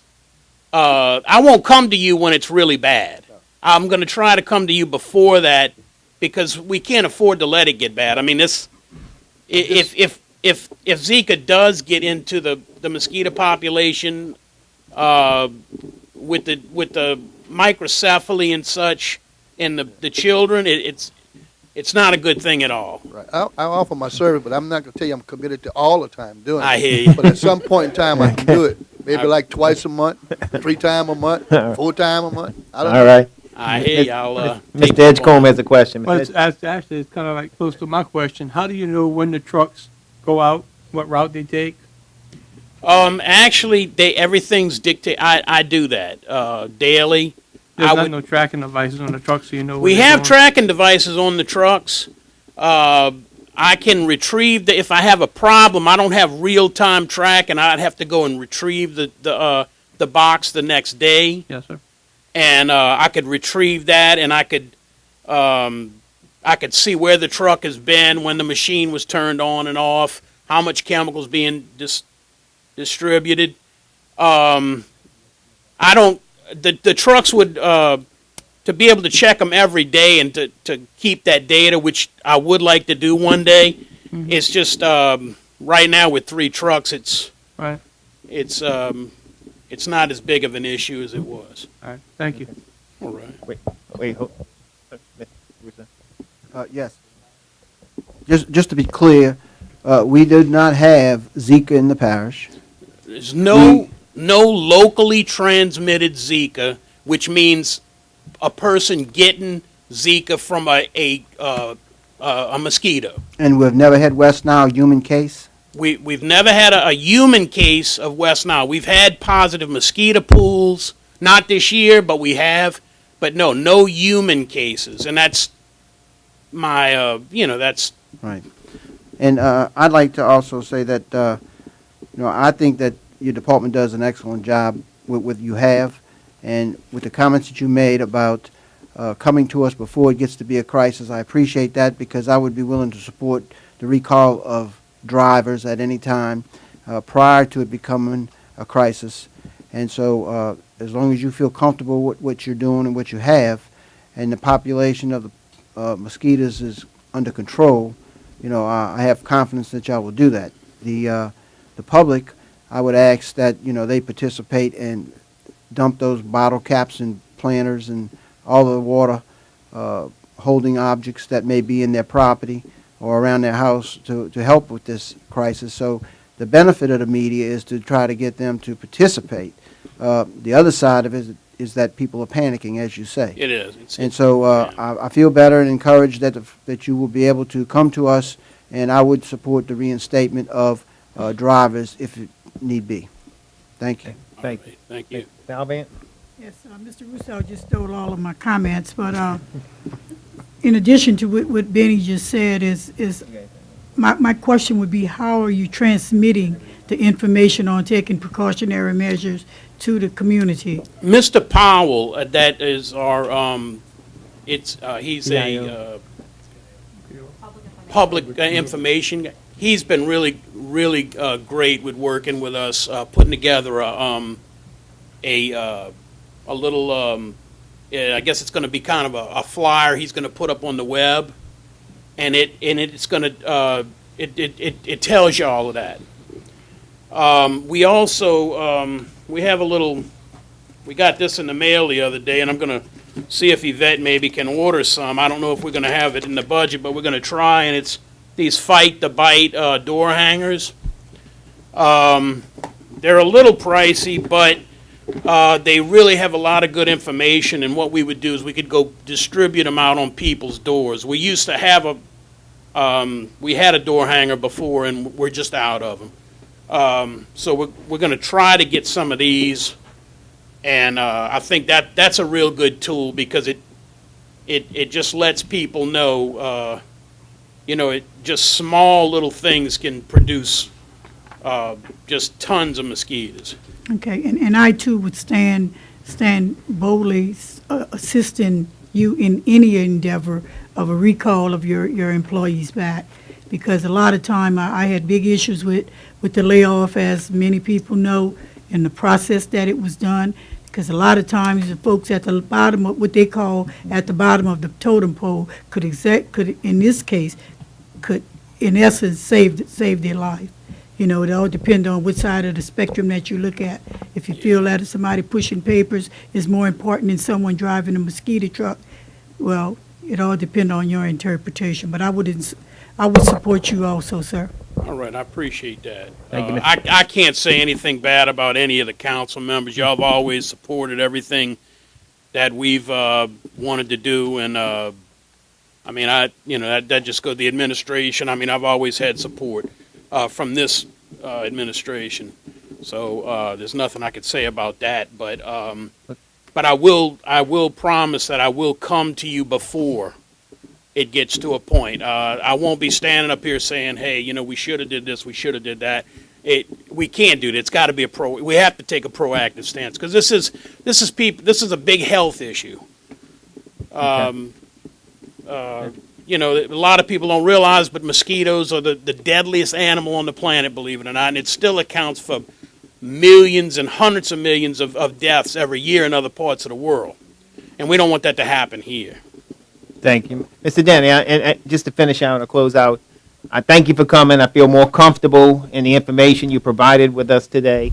But again, I guess I want assurance. What you say is we're up to date, we're doing okay. Right now. We're doing fine, and I appreciate those comments. I appreciate the hard work. Now, when you say, just a quick note, when you say those 9 drivers are no longer with us, was there 9 trucks too? Yeah, we had, So we running 3 trucks, but we have 9 idle? yeah, Okay, so each district can have a truck if we wanted to drive a truck? well, I don't like to make a schedule because that's the word, people I ask just me want to all go the on time. record that each councilman could drive a truck if we needed to. You huh? don't ever want your mosquito control on a regular schedule. That's like the big no-no in mosquito control. But we were able to, this is what we were able to spray on average, weather permitting, around 3 times a week with the trucks that I had. And that's what we do effectively. And if the council would feel like, hey, yeah, I wouldn't mind having my constituents sprayed 3 more times, then let's bring them back. But now it's going to be like once a week. You know, I got a call last night at 9:30, and the person was like, "What's going on?" And I was like, "Well, you know, you're going to see a truck maybe once a week now, weather permitting." And again, be proactive. I guess I want to say is if you feel that you running low on chemicals, or because I know your chemical budget was cut, so don't hesitate to come to us. That's like I said, I was going to do that. But then I have a secretary that knows how to do everything when it comes to ordering things and finding money. Don't wait till the last minute and say, no, I won't. Okay. No, I won't be able to do that. But thank you for your time. All Yeah, right. take me off the list. I'm not volunteering to drop the truck. I've ridden my bicycle behind too many trucks growing up, so, I hear you. look. All right, scratch District 2. Yeah. I hear you. All right. Any comments from the audience? Mr. Denny, you do a great job, sir. But my question is to the administration. In conjunction with mosquito control, can you send out a newsletter to every household concerning Zika? Because that's a very, very highly I think a good issue, man. suggestion, we got 5 candidates running for president. We could go door to door. They can hang them on every door now. Look, this. One costs us anything. All Well- it costs is the material. Well, this is a serious issue, man. I know we're strapped, but this needs to be taken care of. You know what I'm saying? It's not a laughing matter, man. Look, You know what I'm saying? no reflection on The Chris. people in Belcher have had cable. All right, they get this report. Yeah, like They Chris don't have said, cable West Bank down the road. Everybody might have computers. So only way everybody could get this is you send out a newsletter. I mean, we gotta take this seriously, man. Well, we will attempt to. yeah, we're looking get at the the door hanger we're looking at the plaque, the Gazette, the helpers, And the Gazette, it's always been posters in the buildings. So you're gonna hang a door hanger on every household in the parish. If the That's my candidates work point. with us, we will. Yeah, I Tell mean, the people you're gonna do it. Tell them you're gonna do They're it. gonna Well, all right, that's my point. We will. They will be Everybody proactive. should be noticed of this. Every household in the parish shouldn't be left out because you have cable or you have a computer. Everybody should be informed. We're gonna work on it, Mr. Henry. Okay? Remember, proactive. Be proactive about this deal. Mr. Lawrence? Yeah, I got one comment. I can't let Mr. Henry get ahead of me. I think what we're missing the boat on here is this parish has a problem. And there's a lot of people, whether we're retired or whether we students who get credits for volunteer service. And if you let it be known that we have a problem in this parish, you will see whether it's students, senior students come out and volunteer, they get credits for this in everything they do. And I think we missed the boat. If it's a volunteer effort and volunteers like myself who retired, if you come to us and tell us you have a problem and you need help, you'll find out how much people will come out and help you. I think we're missing the boat and not getting to the Kiwanis clubs, the key clubs in the schools and everything, and let them know what the problem is. And you'll be surprised how many people will volunteer for you. Thank you, Mr. Lawrence. One more, Mr. Blank. Come on. Mr. Denny, a quick web search says that the the CDC put out a $25 million grant for local communities to use for the Zika virus on July 1st, and then that was bumped up to $60 million on July 21st. Did Plaquemines Parish receive any of that? No, and like the person I was speaking to is it's a guy named Kyle Moppert. He's over, he's the Department of, I think the entomologist with the Department of Health and Hospitals. And as of right now, we have no money coming to us. Okay, thanks. Okay. Thank you, Mr. Denny. Appreciate all the hard work. Thank you, buddy. Get back on the agenda, and we'll move to item 1C, status report by the parish president, Mr. Terrio. Thank you, Mr. Chairman. First thing on the agenda is mosquito control. It's amazing what the impact the council has on an individual. Way back when y'all asked this government to downsize, we went to every supervisor, every superintendent. What position can you eliminate? Mr. Chris gave me the part-time job. I need my larvicide people, but I can do without the part-time mosquito controls. Am I not right? That's exactly what he did. But to combat this, we've been, we faced with a budget crisis. We got a month and a half to give y'all a balanced budget. We got an aircraft that's costing us, I don't know how much money per year, quite a bit. I've got a request in at St. Bernard. They have an aircraft. What would they charge us to spray East Bank and West Bank as opposed to what we're paying for the aircraft? And we could keep our trucks. So we are trying to work in some areas, but the same guy that just gave you the spill right there, the same guy that said, yeah, you can take these. So take that. Okay. That's one thing. On the good side, you got a chance to rebuttal if you want it, Chris. Come on up. Yep. Did I make a wrong statement? No, that is correct. But there was a little bit, I added a little bit more to it. And my thing was, if it means to lay people off that have jobs, I would have rather lost them than my full-time people that have benefits. And I agree with you on that. But I mean, that was your choice, yeah. That was my reason for it, though. Yeah. And we couldn't go pick on one department. We had to take a little piece of the pie from everybody. Yeah, I'm not. Mosquito control. Yeah, but I'm okay. just. Well, we'll work on it. All right. Yeah. All right. Thank you. We just signed. I think the beginning of the week we signed a contract with an independent contractor for soil boring testing on the East Bank section there. The results are going to come to the council and the administration. That should put to rest all the questions we have about the proper soil and everything else. It's an independent company, and I think the money's coming out of the levy project, so it's not coming out of the general fund. Coastal Zone Management had received a permit from DNR and the Corps for the Buras Fish Pier, and have been given the green light to move forward on it. So we're waiting on that. Administration is working with the Sheriff's Department right now for grass cutting. We just come up with a CA this morning. We would provide the equipment, and we asked the Sheriff's Department to take over from the Jefferson Parish Plaquemine line all the way to the front gate of the base, do all the median and whatever, and that would allow Director Wallace to take his people and spread them out. Also, heavy equipment, solid waste has given us one or two people. We're positioning tractors, Barrier Road, and certain spots in the parish that on their days that they're not hauling trash, they'll put them on the tractor, start cutting the grass. We have to tackle the grass. It's unreal. And so that's on the grass thing. We also doing a CA with the Sheriff's Office on courthouse security. The Sheriff's Department had a little concern with the liability as far as the courthouse security. They will remain our employees. We pay for them, and they will fall under our EOC, Emergency Preparedness staff. In the case one of our employees is not there, the Patrick Harvey will just call the Sheriff's Office, and they will send a deputy to replace them so that we'll have courthouse protection. The Louisiana Department of Agriculture has come up with a program to destroy all the abandoned, unmanaged citrus groves in Plaquemine Parish. Ray from the Health Department will provide the council with some additional information.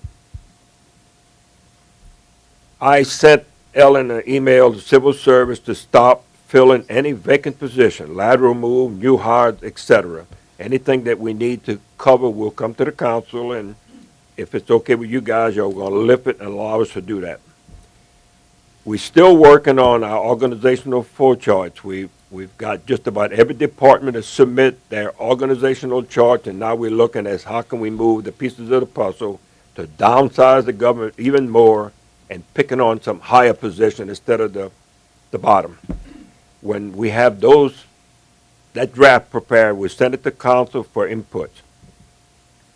Had a lot of talk recently about should we control the floodgates? Should we cut the grass on the levee?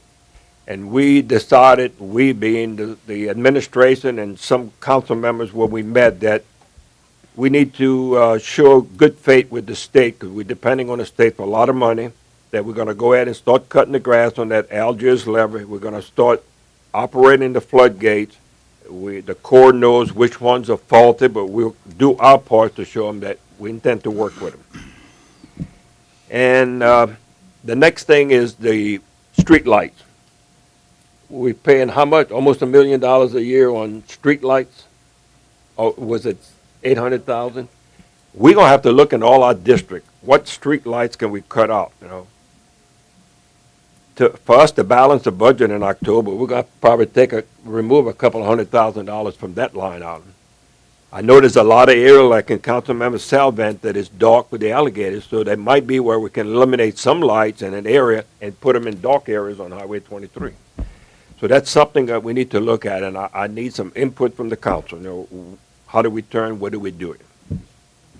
When I get more information on the mosquito from St. Bernard, I'll forward all information to council. What are we paying for our aircraft as opposed to what would they charge us to spray whenever needed? Mr. Chairman, that's it, unless you have any questions. Thank you, Mr. President. I do. Ms. Williams? I have a couple of questions, Mr. Terrio. First off, the Bureau's Fishing Pier, the permit for that. Have you looked into what kind of liability that's going to be on the parish, if any? I mean, it's a great project, and I'm in favor of it, but I'm concerned about any liabilities that the parish may have for. What I'll do is have sent you a copy. Okay. I think Grants and Legal has it, but make sure you get a copy. Okay. And on the grass cutting with the sheriff's department, you're saying from the Jefferson Parish line to the base is the area that they're going to cover? Well, it would help, but it doesn't have to be that, but we just suggest. Well, I'm just saying that area is cut. To me, that area is kept up, as opposed to from the base south, the grass in the median along the highway. We is told the fine. sheriff wherever he wanted. Actually, by the prison would be closer because he didn't have to bring his inmate as far. Okay. Well, I mean, it's just. We're going to leave that up to the sheriff. Okay. And the lighting on Highway 23, to me, and I understand you're trying to cut budgets, but to me, Highway 23 needs more lighting. That's just my comment. Thanks. You just got to remember, we got a month and a half, so we're working on that second list of about 100 positions. Okay. Anyone else? Chairman? Yes. Mr. Salvi? Mr. Theriot, I think at last Monday meeting, I brought up requested a status on my dredging of the canals project and an update on Lake Hermitage Road project. And I think you were supposed to check into it, but I'm not sure if you're going to have answers. And my reason is not to force you to answer here today, but the question that I would like to raise is that when I look across the audience, there's very few department heads that attend council meeting. And there, from time to time, issues come up where we need answers from department heads, and they're not in attendance. And I think we need to revert back to, I think that was some legislation may have been with the previous president, that at all council meetings, we should at least have a representative from the department head. Like, for instance, the engineer department, even though Blair Rittner is no longer with us, but there's questions that's come up time to time regarding our levies.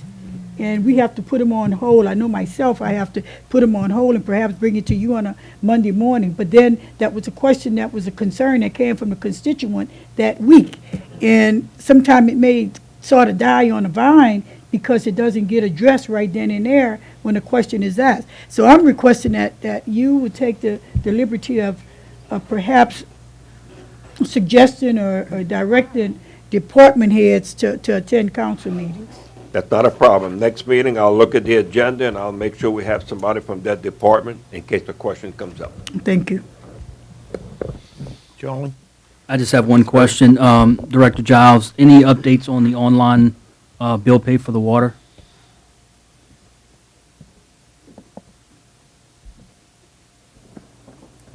Mr. Burke, we're almost complete with that. We've been working on it for a while, as you know. Miss Angela and Tommy has been working with Regions Bank and also Continental, and most of the stuff we need is in place. The only thing left was the checking, the draft for the checks. That's the only thing left. And we're hoping that maybe in the very near future, a week or two, all of that can be resolved. But that's the only thing left because the process with the credit cards, all of that is complete. And once we get the last phase with the checks complete, I'm hoping they can get together and maybe in a week or two, everything will be resolved. Okay. Anyone else? Yes, I have some concerns. Mr. President, I will be having a town meeting in about a week and a half, and I'll need to get an update from the levees on the northern end, from White Ditch to Carnarvon, and from Phoenix to Bohemia. Email me the date and time and we'll. Yeah, I'm just to give me the information so I can Or present you it. just want the information? Yeah, so I can present that at my town meeting, and that way, if anybody want to come, they're welcome to come. Okay. And also the update on the Tabney Lane, Bridge, and the Gravelly Bridge. Gotcha. And on that, And that's it. I'm sorry, Ms. Bata. And on that note, Mr. Terrio, since Mr. Rittner is no longer with us, who would be the point man that is responsible for the inspection of the East Bank levees? I've received a call and said I think they're ready for inspection, but nobody has stepped up. Yeah, at the present time, I have two attorneys, LV and Chain, and then we have, Therese and Lonnie, and I've asked Ken to kind of be the workflow coordinator, not for him to dictate anybody, but if they have a question, who to go to. But yes, they're the ones that go be, Lonnie Surpass has been working with Blair, inspecting the levees. And I think whenever we need to, we go to the director. He's got a couple of people that he can help inspect the levees, inspect the levees. Thank you. Anyone else? Audience? Mr. Lawrence? Just one question. What is the status of how many people, if there's any, been laid off, classified, and has any unclassified been laid off? I think they were all classified, and I think we started with 30, and I think we ended up with 27, I believe, because a couple of them quit in the meantime.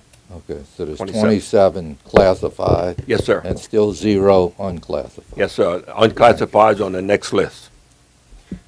Okay. Yeah, I just have one comment, and it does pertain to the administration. I know you guys will never be able to do it in the time that you're in office, but I've been getting multiple calls from residents about water rate increases, and we've all agreed with the water rate increases, and they should have happened, and I still stick by that. But when I voted for that water rate increase, I was under the assumption that we were going to actually make some developments in how we read meters, whether it be digitized, automated, how we pay our water bills, whether it be online, and make things more effective and efficient. So I'm just saying, hopefully, during the next administration, somebody can take charge of that and get those efficiencies done. If not, I have no problem with amending that ordinance we did not to raise the rates the fourth time. So I just wanted to put that out there. I know you guys are working hard. As we speak, we're working on it right now. We had a guy came in yesterday and gave us a presentation, and there's a pilot program he's offering. And I was waiting until I get all the particulars on it before I email y'all information, but we are working on that. And hopefully within, I guess, the next couple of weeks, he'll give us the information. I'll make sure you have it. But everything you discussed, we're working on that. Yeah, I appreciate it. I don't know our time in office, but as long as we're here, we're going to work on it. And I I understand that, and that's why I'm not really putting a lot of the burden on you guys, but I know you've been working on some things. You know, constituents say, well, we're paying the same rates as Jefferson Parish, which, you know, probably should be, or maybe a little less, I don't know. But we are, but the problem is Jefferson Parish Yeah. is much more efficient. They don't get Correct. estimated water bills. Well, And my constituents, it's driving them crazy to get estimated water bills, because then they have to go out and pretty much investigate it themselves, go to the water department, file a complaint that Yeah. it was too high or whatever. So the automated system's gonna change that. Yes. And then the online billing, as Ms. Williams had Yes. spoke about earlier, so I just wanted to put that out there, so thank I'm you. not gonna say we're coming, we're working on it right now. Thank you, Reverend. Hey, Mike, in regards to Ma'am. how much time you have 3 candidates in here, so you might want to start kissing up. If not, I'll be back in Breakway enjoying life. Okay, anyone else, audience? All right. We're moving on, okay. Move to item 2, we have no bids and advertisement.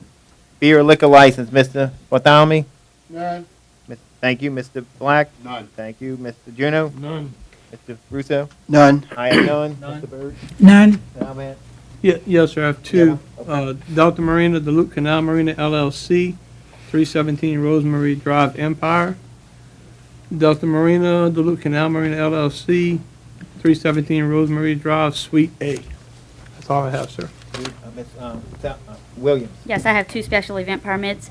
One is for the Plaquemines Parish Fair and Orange Festival, P.O. Box 158, Bell Chase, for the annual Orange Festival scheduled for, well, setup is going to begin on 11/28, and the event ending date will be 12/5, Fort Jackson. And another one is for the Buras Volunteer Fire Department, P.O. Box 730, Buras, Louisiana. It's for a fundraiser for the fire department, the car show, which is scheduled for 9/10/2016 from 10 a.m. to 7 p.m. Highway 11 and Kazasu Drive, which is the area by the Roger Halfin Field. Thank you, Ms. Williams. With those, Mr. Edgecombe, you want to offer? Yes, sir. I'll offer. Ask for a second. I'll second. Second by Ms. Williams. Any questions on the alcohol? Machines open.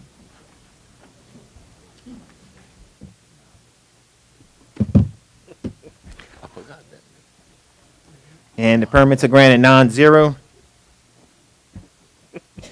Move to item 4, 4A1. Ms. Barber? Crimson Gulf LLC application number 2016-292 dated March 31st, 2016, to install sandbags, matting, and pilings for shallow Crimson Gulf 16-inch Delta pipeline, Paso Lutra area. Councilmember Bartholomew. Mr. Bartholomew, you offering? Yeah, take both of them and globe on my two. Okay, sure. Take number 2. Also, Ms. Barber? Moen Pipeline LLC application number 2016-502 dated June 8, 2016, to repair existing 10-inch pipeline 2 miles northwest of Ostraca area. Councilmember Bartholomew. Mr. Bartholomew, you'd like to take 4, 2? All right. All right, Four, take four, 4, and 2, four. Ms. Barber. I'm sorry, Oh, which turn. one? Oh, 44. Okay. 4A4. Ardeman and Associates, application number 2016-637, dated July 26, 2016, to drill 2 soil borings for mooring and dolphin installation, United Bulk Terminal, Dave Vanton, Councilmember Bartholomew. You offering? I 1, 2, and offer. 4 in global? I offer. I'll second, Mr. Bartholomew. They all good? All good. Everybody signed off on it. All right. Any questions? Machines open on.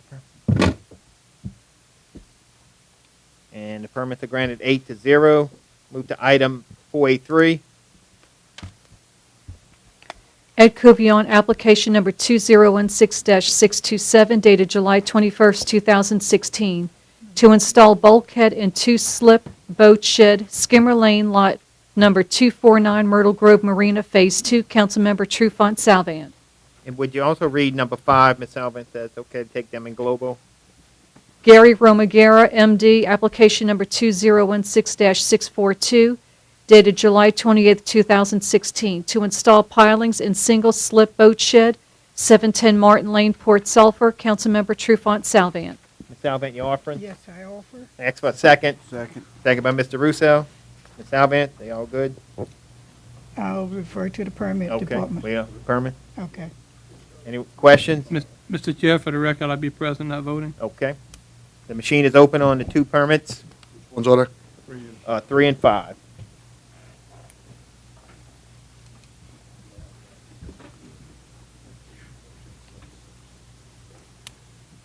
And the permits are granted 8-0. We'll move to item 486.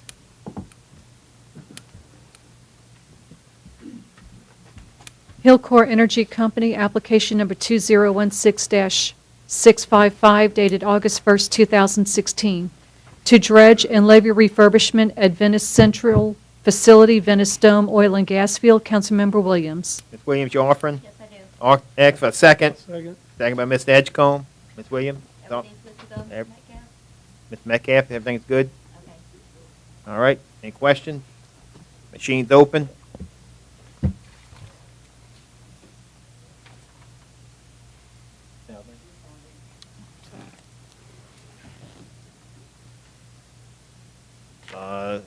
Permits granted 7 with an abstention from District 2. Move to item D. Oh, D was deferred. I'm sorry. Did I miss B then? I thought B was deferred. Was B or D was deferred? Mr. Salvin? No, D is referred also. Yeah, B was deferred. Yeah. And D? No, not D, Okay. just B. B, okay. No, D is for D. Williams. That's what I said. You have to do C. You have to do C. You have to do C. 4AC, You didn't do C. I didn't do C. Right. Lucy. C then D. I'm sorry. Jerry. Okay. Jerry Roussel, new camp in a floodplain, 670 Martin Lane, Port Sulphur, Louisiana. Councilmember Trufant Salvant. Okay, Ms. Salvin. I offer. Offer as read. Ask for a second. A second. Second by Ms. Williams. Before we All- vote on, can I President, not discuss it? voting, sir. Wait, I'm sorry. Can I say something Yep. before? You got a question? Hold on. You got a question, Mr.? Yes, sir. And this is with the permit department, too. In the last month, they've been having some complaints out there about airboats. And this is being built by Happy Jack Camps LLC. But I think Happy Jack Camps LLC also owns Bow Hunters Incorporated. And they own Camp 625 and 665. And that's where they've been having problems at 625. Now they're going to build one across the street on 670, which is the new area that Mr. Pivac is selling. So I just want to know, is that the same people? Happy Jacks LLC and Bow Hunters Incorporated? Yes, sir, that's the same people. I tried to contact Mr. Russo to inform him of the airboat ordinance that, the fan boat ordinance. What is it? It's an airboat. I Airboat. keep getting it mixed up. My bad. Airboat. The ordinance, I know, it's a big fan, so that's why I call it that. I'm sorry. To inform him about the ordinances and the times that he is supposed to use it, and also about the distance. So I haven't contacted him, but I'm still holding the occupational license. He has an occupational license currently right now for 665, but not for the one for 625. So I informed the sheriff's department to go out to the residents to see if someone was there so they can contact me. I'm still awaiting that. He has not done that yet.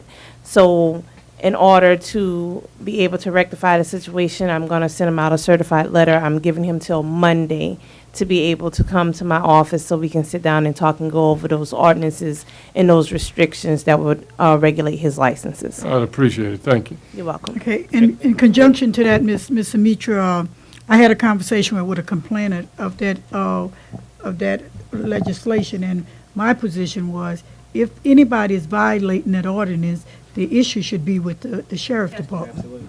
Yes, ma'am. Yes, ma'am. And that's why I sent out the guy who does, there's Mr. Butch. He's no longer with them, so they have a new younger guy. And he's been actively going out to all of the local businesses that's been operating without an occupational license or violating the ordinance amongst the sheriff's department and with my ordinance.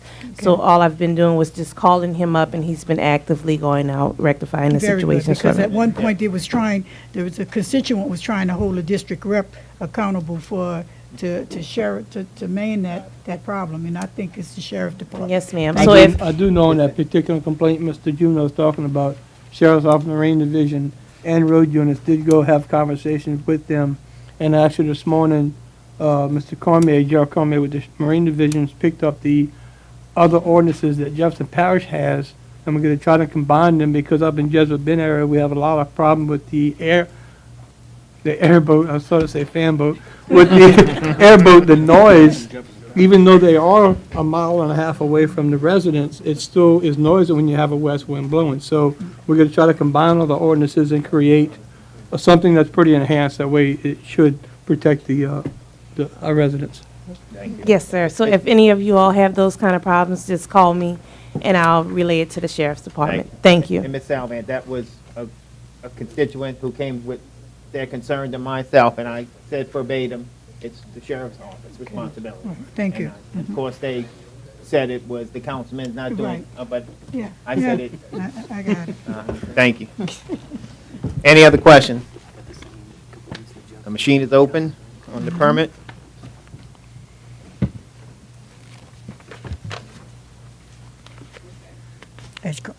You're not voting. I'm voting.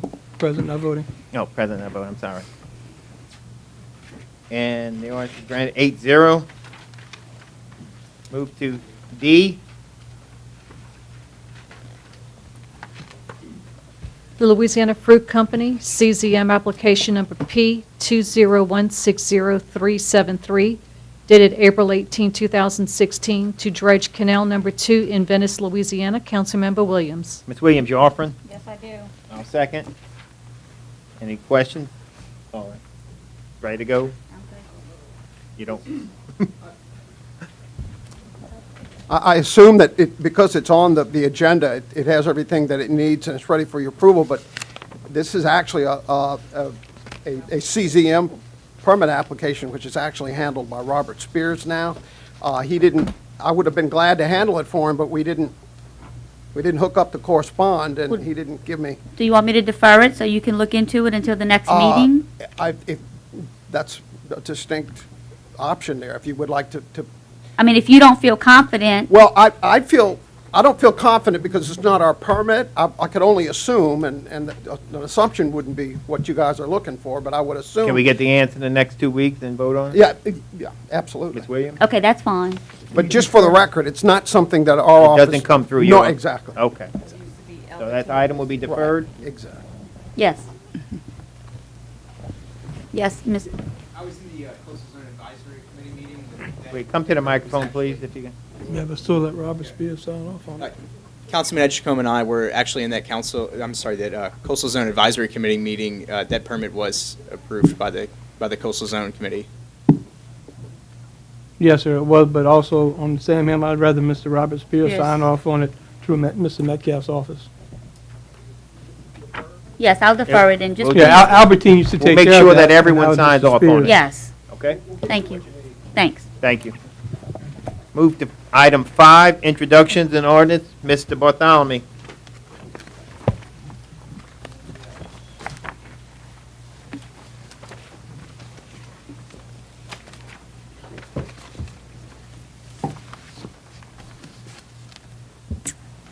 Ordinance to amend the 2016 five-year capital improvement plan and otherwise to provide with respect thereto. That's all, Mr. Chairman. Thank you. Mr. Black? Thank you. Mr. Juno? Thank you. Mr. Russo, none. I have 3. An ordinance to amend the 2016 manpower structure and operating budget and otherwise to provide with respect thereto. An ordinance to amend the 2016 general fund operating expenditure budget, telecommunication, and data processing department and otherwise to provide with respect thereto. A resolution authorizing the parish president to undertake negotiations with any and all owners of property located underneath or immediately adjacent to those waterline facilities serving the Belle Chase Water Treatment Plant and connecting to the Mississippi River for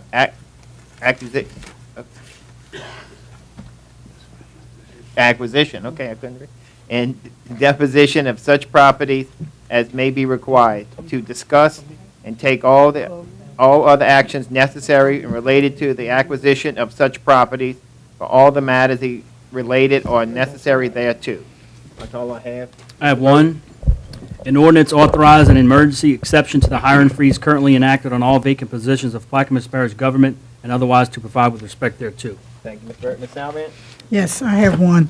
A resolution authorizing and directing the parish president to do all things necessary and proper to negotiate, execute, perfect, and enforce any and all documents required for a severe repetitive loss program grant, SRL PJ-06-LA-2012-019, and otherwise to provide with respect thereto.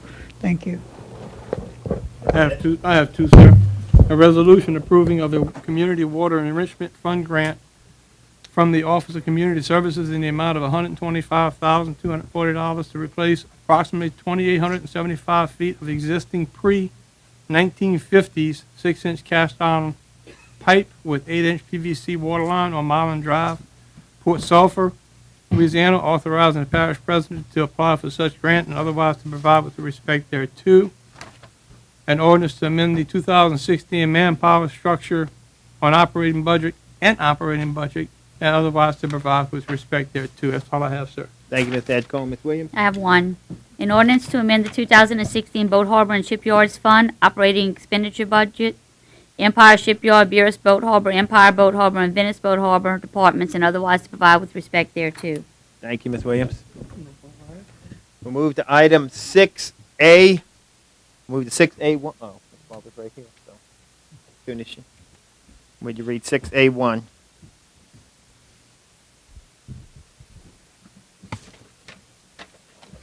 An ordinance by the Plaquemines Parish Council as and on behalf of the Coastal Protection Restoration Authority Board of Louisiana, CPRA Board, the West Bank Levee District, Plaquemines Parish, and Plaquemines Parish Government to appropriate temporary work area easements and temporary road easements in certain portions of lands in Plaquemines Parish, Louisiana, to extend the construction time for the West Bank and vicinity WBV Mississippi River Levee, MLRL, Mississippi River and Tributaries, MR&T Project, Hurricane and Storm Damage Risk Reduction Systems, HSDRRS, Resilient Features, Oak Point to Augusta, WBV-MRL 2.2, Baseline Stations 443 plus 002, 522 plus 00, Plaquemines Parish, Louisiana, project for Mississippi River Levee flood and hurricane protection purposes, and otherwise to provide with respect thereto.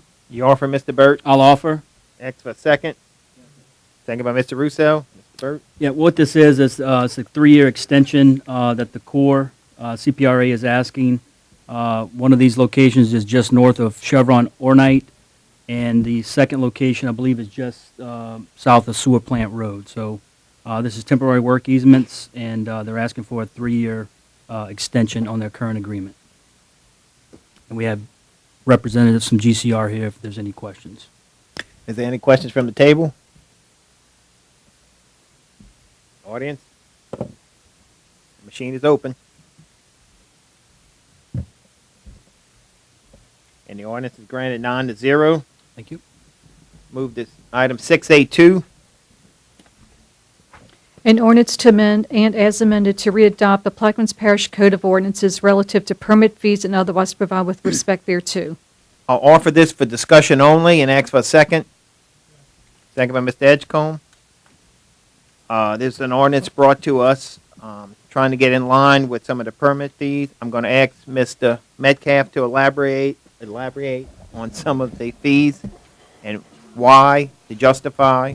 And any questions from the table? Please don't hesitate to ask Mr. Metcalf. Thank you, Mr. Chairman. Recently, I was asked by the administration to do a little research and make some proposals on possibly updating the permit department fee schedule. What I basically did, I looked at this, I guess you could say, from a parochial point of view. I tried to compare our parish with other parish governments to see exactly what it was that what they were doing as far as permitting our current permit fees, as far as their current tables and their current charges, versus what it is that we have now. I tried to kind of adjust my school of thought towards this whole thing with the reality that we haven't had a fee increase since the late 1990s. So I personally felt, and this is my own personal opinion, that we shouldn't try all at once to bring our current fees up to what is the norm for similar parishes in the area in southeast Louisiana. What I did was I compared the fee schedules for Terrebonne, Assumption, St. Charles, St. James, and St. John. And then I compared what it is that they are charging now in their current fee schedules to what it is that we are charging. And I tried to come up with what I felt was a reasonable increase, given the fact that we haven't had a fee increase for so long. And I didn't want it to be absorbent. And this is just subjective. This is my own personal opinion on what I thought we should do here. So just to give you some examples. If you took a 1,500 square foot, the basic permit for a 1,500 square foot house, what we're charging now, versus what we would charge after the increase, versus what would be the norm for those parishes, you would have, based on a 1,500 square foot house, we currently charge, as a basic permit fee, $135.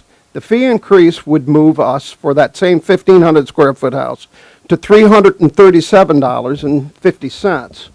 For those parishes out there, for that same 1,500 square foot home, they are currently getting $675.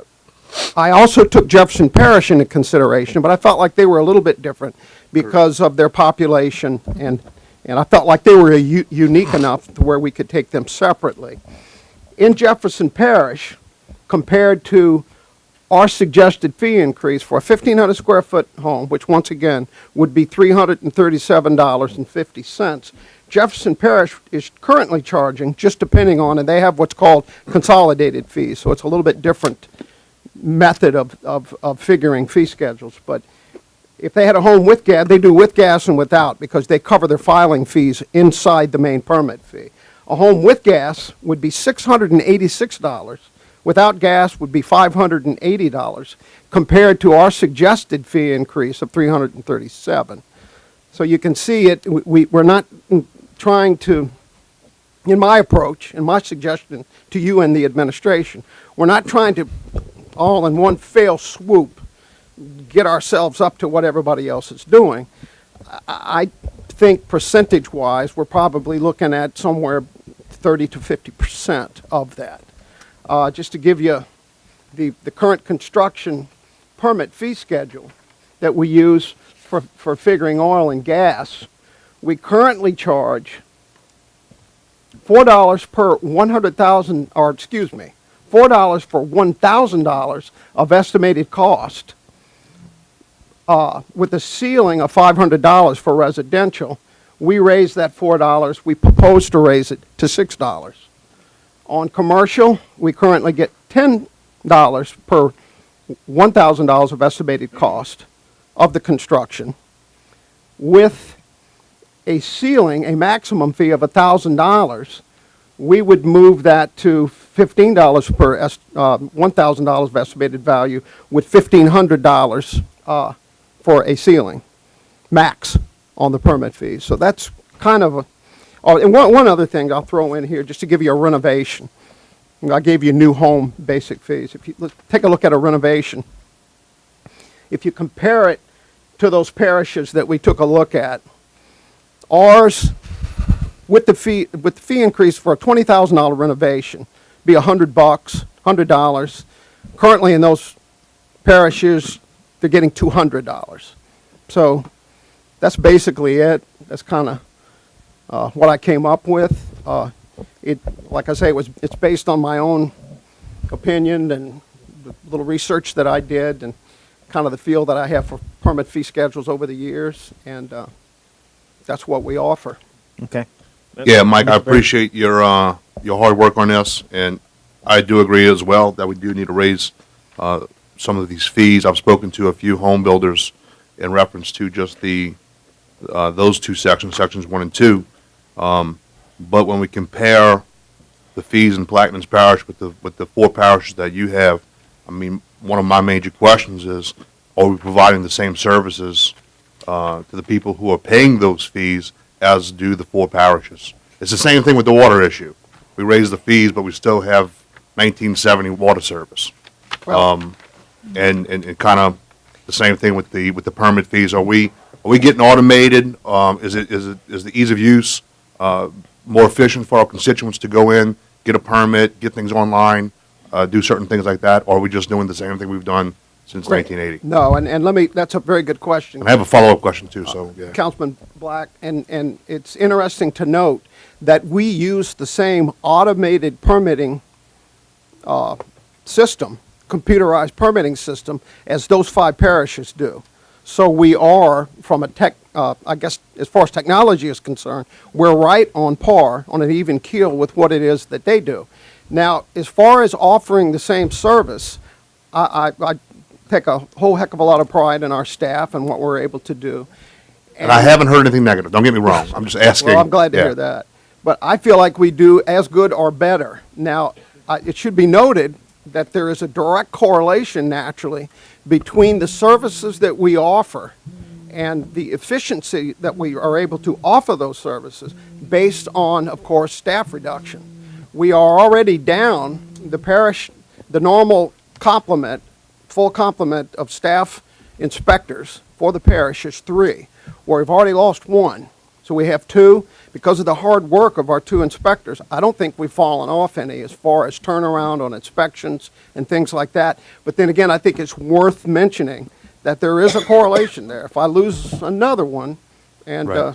God forbid, And I then we appreciate- are going to begin to see a And I fully appreciate that response. That answers a lot of my questions, and that's something that, folks who are going to be affected by these permit fee increases really need to know the answer to. So thanks on that.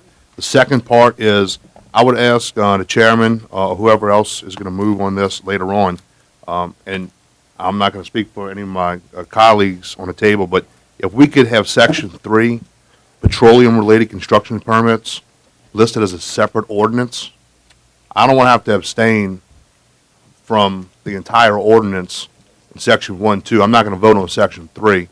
I do work for a petroleum-related company, and I think a few of us do. So you might only get 4 votes.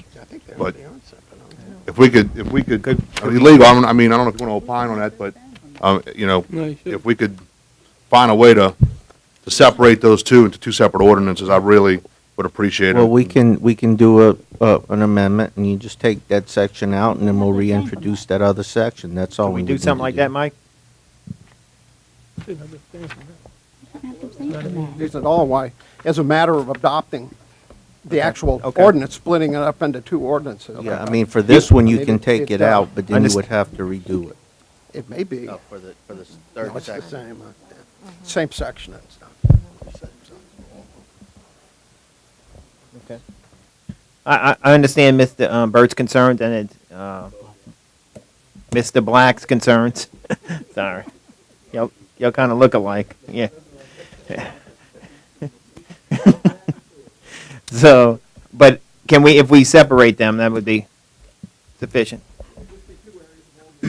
Enforcing and following instead of 1, that would really wouldn't have any net effect on us on our end. Okay. But from a legislative point of view, I don't think it would either, but Okay. from what we do, Well, we may strike it and vote on that one and then come back with another one. that, Okay.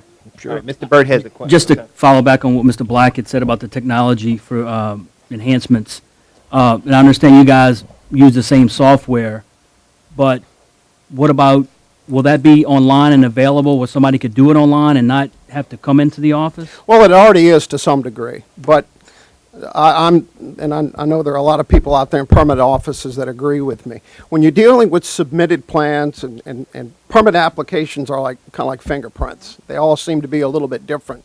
They all need a certain amount of face-to-face interaction. So I really think that, I personally believe that it really isn't possible to completely or entirely complete an application process online.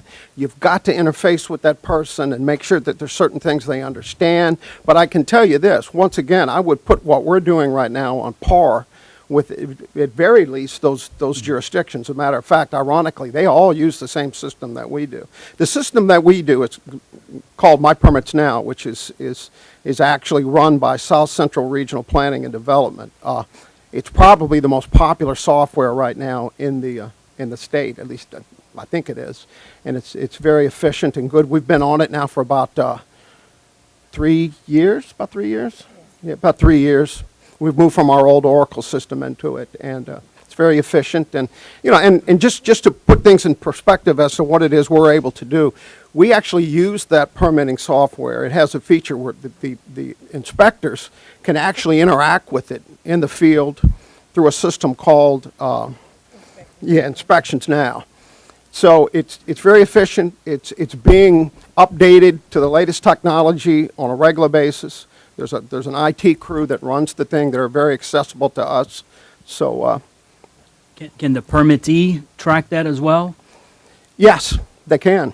Okay. It's not it's a feature that we normally encourage them to interact with us on, because once again, permits can be, our inspections can be really a type of thing where there is so much information involved in it that, yes, we were out there, but there are a long list of things that we need to talk to your subcontractor or your contractor face to face on.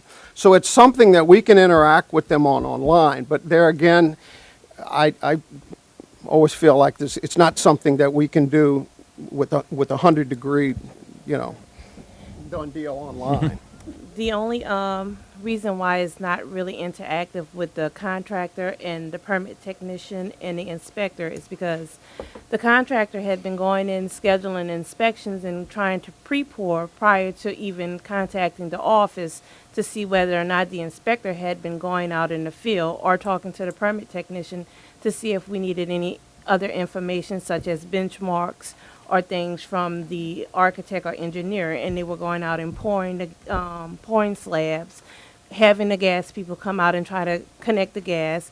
So we just disabled it for a moment so we can get in touch with all of the main contractors that we usually work with on a daily basis for us to all get on the same page, and that way everybody is comfortable. We'll just call My Permits Now and have that interactive again with the customers. And that's a very good point, Councilman Burt. You never want to give anybody online the false impression that it's okay to move on to the next step. Because what we'll sometimes end up with is accidental pours, walls that get closed before the proper inspections are done. And those can be very, very expensive things to try to reverse field on. So we can't do it 100%. We can't do it 180 degrees. But once again, I'm really of the kind of the firm position that I don't know if you ever can really do that inspections. There's so much personal interaction that. And I'm just referring to some of the state permits that I see with the state's website, and it's very interactive, and I think it's a very good tool. Thank you. Thank you.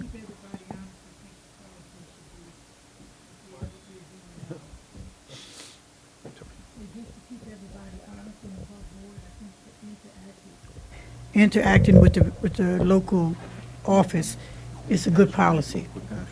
Thank you. Okay. Mr. Russo? Yeah, is Kevin Ballinger still at South Central Regional Planning?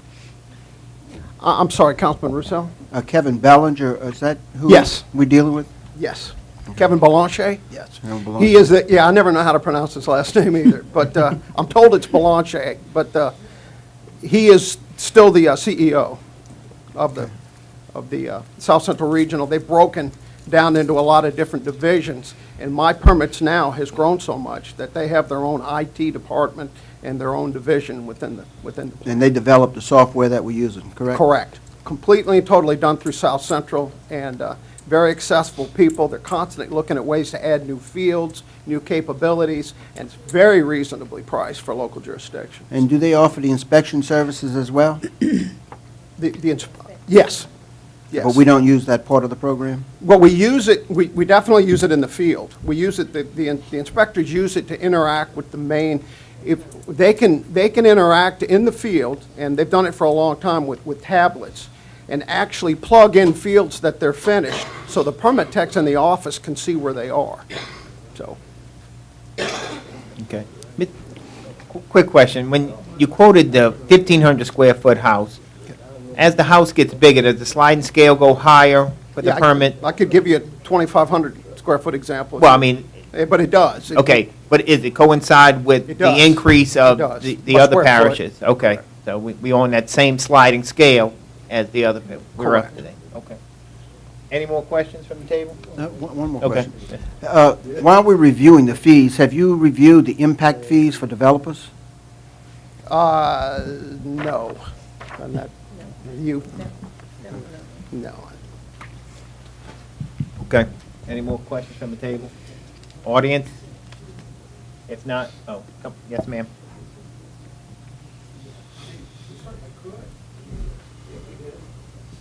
Good afternoon. My name is Rita Bautista. I'm here with the Home Builders Association of Greater New Orleans. Actually going to sound a little repetitive. I heard a lot of my points being spoken already, but I just wanted to go ahead and share some of this with you. Although we do understand the need to increase permit fees, we feel that the increase should happen after the department modernization takes place as far as all of the online permitting portions actually working. And a dedication of the funds to go directly to the permitting department in order to assist with the situation, with the issues that they're already currently having. This would assist with increasing productivity, reduce the need for excessive overhead, streamline permitting, and allow for users to have a more clear track of their process and connect with the department for clear and defined communication. The HBA has assisted Orleans and Jefferson Parish in streamlining their permitting process, and we would also like to offer our expertise to assist Plaquemines Parish to do the same. Please take this information into consideration and vote no to this amendment today and allow us to assist with bettering the permitting process. Thank you. Thank you. I have a question. Mr. Russo? To take into the point that she made about the money going to the permit departments, does the general fund at this point subsidize the permit department? All the revenues from the permits department goes into the general fund. There's not a separate fund for that. So, yeah, the general fund does, the revenues that go into there does supplement his department. No, I guess the real question is, she was saying that all of the fees should go to the permit department, but I'm curious to know, are we generating enough fees to cover our cost in the permit I department? can find out what the expenses are, the total expenses are for his department. Right now, we. Not today, but I mean, that's a question that I'd like to know, so she would know that Well, we if, currently bring in about $350,000. It was more like $500,000 a couple years ago, and that also went down. So the budget for 16 is $350. If you give me a second, I can give you the expenses real fast. okay. As far as increasing efficiency, and certainly that's always the goal, and I can understand the Home Builders Association's concerns with that. But I'm proud to sit here and tell you, I would stack our efficiency up against anybody in the state. I know a lot of building officials in a lot of jurisdictions, and you know, about a 24-hour turnaround on most inspections is optimal.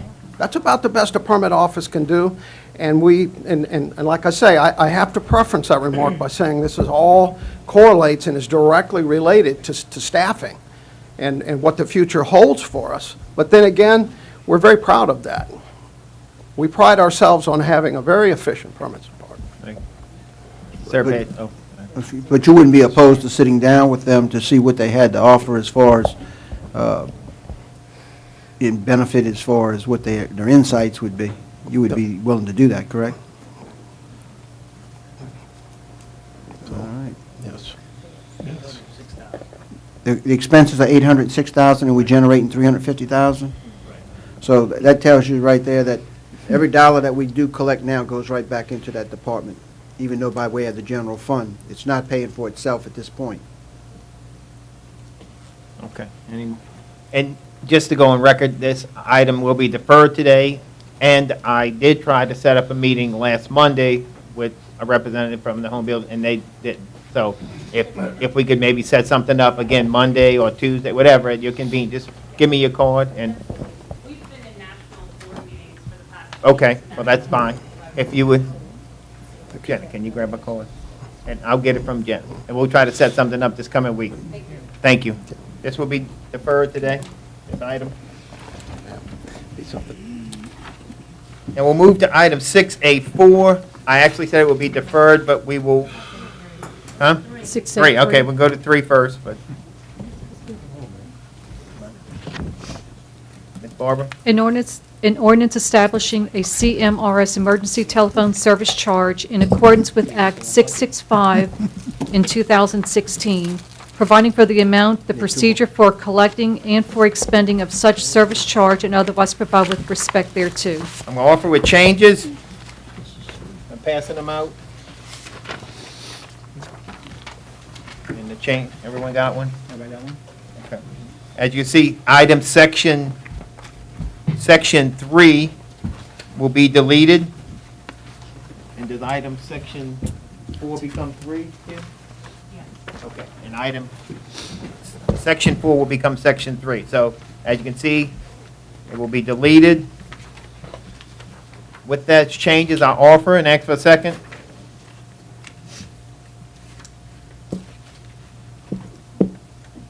I'll offer and ask for a second. No second. Second by Mr. Black. Any questions on this can be directed to Mr. Shane Landry. Anyone from the table? You want to make clarification? I mean, what it is the legislature reauthorized the 911 system, and this is our local implementation of what the legislature did. So it in many ways, it just mirrors what the legislature does, and allows us to continue our 911 service. Patrick, our Homeland Security Director, asked us to put this together, and that's what we've done. It's really quite simple. You know, we'll continue to pay the fees that we've been paying. Okay. Any questions from the table? Mr. Russo? Do you have a fiscal impact of what this increase will be? I do not. I can get one for you, though. Shane, is this passed on to the government or individual homeowners? I believe it's added to their telephone bill. It's going to go on their bill. From what I understand in reading the legislation, it increases the cellular fee for the consumer, so. That's right. That's right. Any other questions? Audience? Machine is open on 683.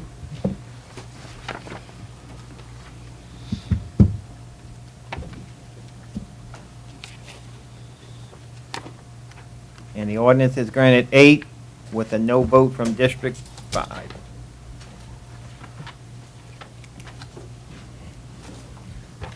I said 684 would be deferred, but we're going to open up a discussion only. So would you read 684, Mr. Barber? An ordinance to adjust the millage rate levied upon the dollar of the assessed valuation of all properties subject to ad valorem taxation within Plaquemines Parish, Louisiana for the year 2016 in accordance with Article 7, Section 23C of the 1974 Louisiana Constitution and LA.R.S. 47:1705B, and otherwise provide with respect thereto. I'll offer for discussion only. Next for a second. Second by Ms. Williams. Yep. I think, huh? Okay. This is something that has to sit over 30 days. Not going to be voted on. It gives the audience or the public time to speak on it. Mr. Shane or Tommy can ask any questions. Anybody from the table want to discuss? Have any questions? I'll make some comments on the broader subject. My goal is to try to keep the millage as low as possible, and I've been advocating for some time now to try to address this through all the taxing bodies, and in particular the ones that we are controlled, but with the port being in mind. I would hope that that the port would come forward and pay off the property and release the 3 mills that they have on the books today, which would allow this to be adopted and the school board's millage to be adopted creating only a 1 mil increase as compared to what could be a 7 mil rate that we would be looking at, adding the 2.5 and the 1.5 that we are dealing with here, plus the 3 that the port has. So, to me, it's a variation of how I vote depending on where we go with the port millage. So it's important to look at where we're at. I know the constituents have just received their property tax bills.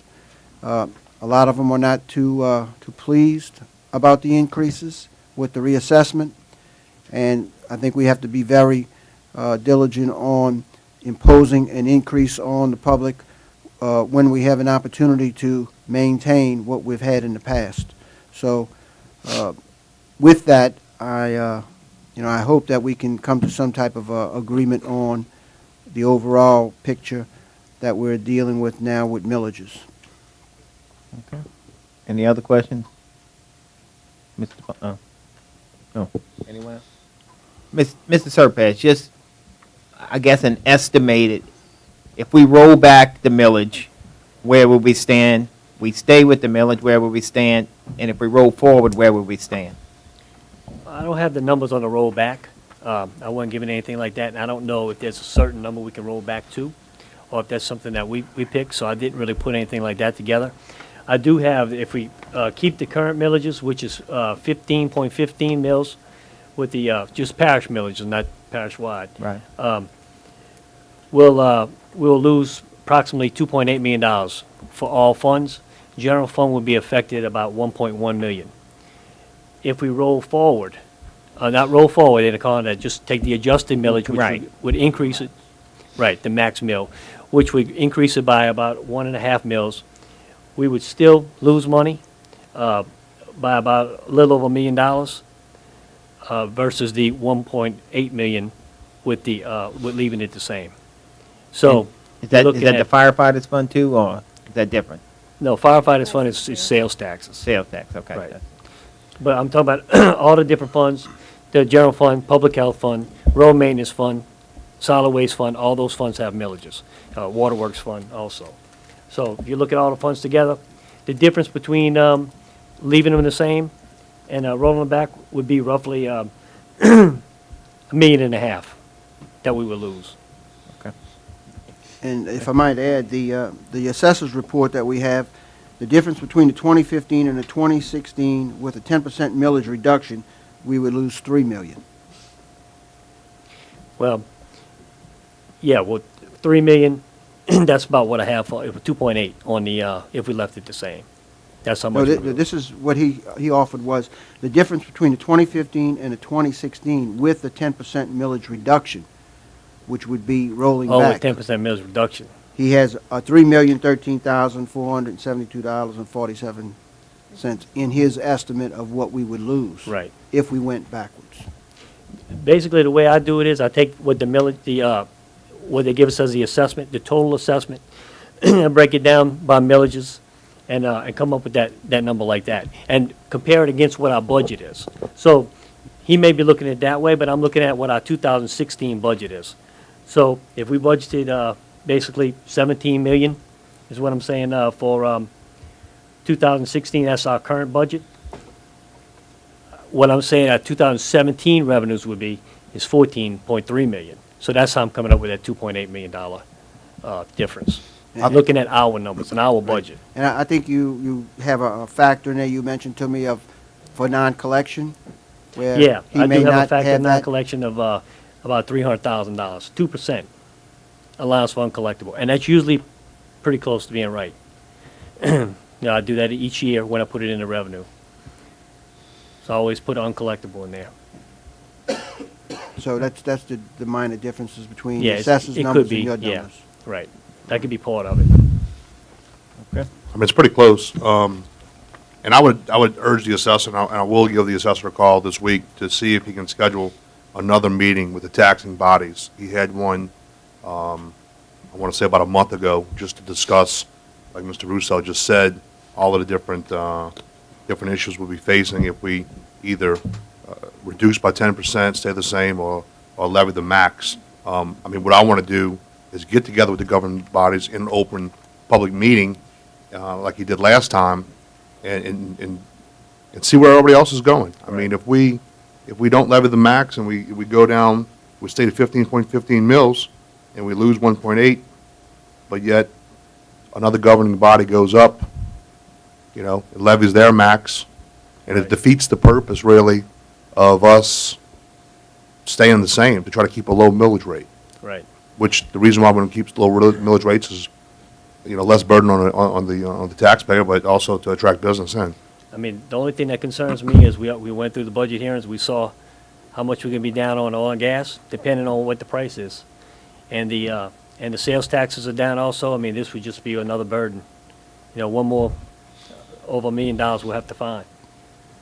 So, Do we have a date that we have to vote on this? Is it the first meeting in September, and it has to be a regularly scheduled meeting, am I correct? I talked to we can ask you, but I talked to the lady at the assessor's office. She said she needs to have it by the September 8th meeting.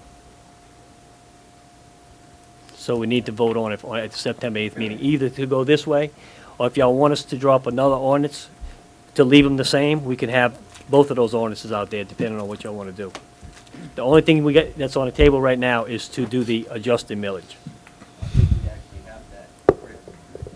Yeah. And- As Shane was saying, he's got just- that written already. Just so. to clarify what the adjusted millage means, is means that we're gonna collect basically the same as we collected last year, but it rolls up $1.5 million to do that. Correct. And so that is my argument for reducing the millage on the port to compensate for us not having to take a loss from last year and try to hold our own and break even. And as far as the school board, if they move forward with holding their own, they have about a 2.5 mil rate that they would have to impose to hold their line for last year, which would mean that, you know, you have 3.5 mils that would actually be increased, but the 3 mils would offset it. So it's a mil that would be increased overall. If we're looking at the overall picture to follow what Mr. Bo Black is talking about, getting everybody together. Yeah, and I will go out on a limb and make a statement here that, and I've said it before at the port committee meetings, that I don't want to see anything less than the port going back 1 mil. So I can guarantee you, at least for my vote, the port's not going to go up 1 mils. I want to see at the very minimum 1. I'm hoping for 2. I'm sorry, hoping for 1.5, based upon what the bank who holds the bond says we can do. So that's what I'm pushing the port executive director to do 1.5. But at the minimum, I understand Mr. Russo's, comments with that, but at the minimum, we're definitely going to roll back as far as my knowledge of 1. Okay. Any other questions from the audience? Mr. Lawrence? Yes, I had one question on the water situation. It's an enterprise fund. And if you already have an enterprise fund, it should be existing. We did the rate increases and everything. And if we're receiving any millage money toward that, how does that reflect and still call it an enterprise fund if you're going to not only do it out the rate increases, but also do the millage? And this is not the only enterprise fund that gets a millage, and I'm just saying is it truly an enterprise fund if it receives a millage? Well, go ahead, Tommy. It is an enterprise fund. And Right. it receives a millage, and also with the fees, also, that's just part of the revenues. And in fact, it's been an enterprise fund that hasn't been able to sustain itself. Right, I know.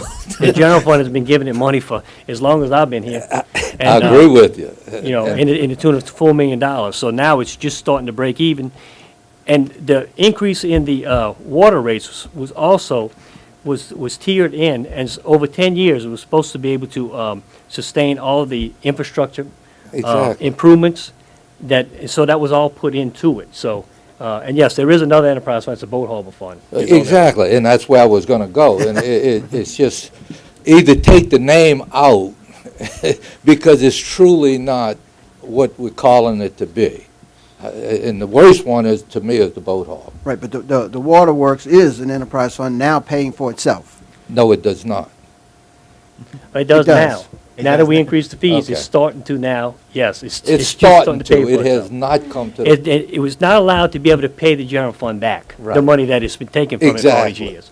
But it is now breaking, it's doing better than breaking even, it's actually making money like it's supposed to do. The Boat Harbor Fund is not in the tune of about $500,000. and if we'd be collecting on all the water that we losing without knowing where it's going, we'd probably be doing better with that fund. Thank you. Okay, thank you. Anyone else?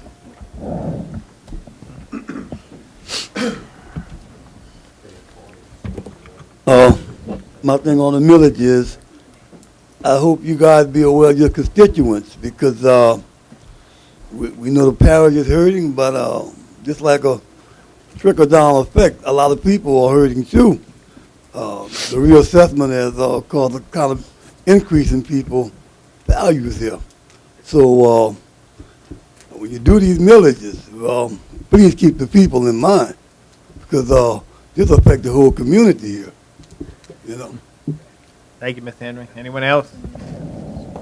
This item will be deferred. We'll move to 6D. An ordinance to amend the 2016 General Fund Operating Expenditure Budget, Buildings Department, Davant Percy Griffin Center, and otherwise provide with respect thereto. Mr. Well, you got a, yeah, line 16. 10, $11,789.40. 11,948. And line 14, the same figure. What it says amended. I would have line 16 and line 21, is that right? 11,000. 900, yes. Oh, Mr. Surveyor?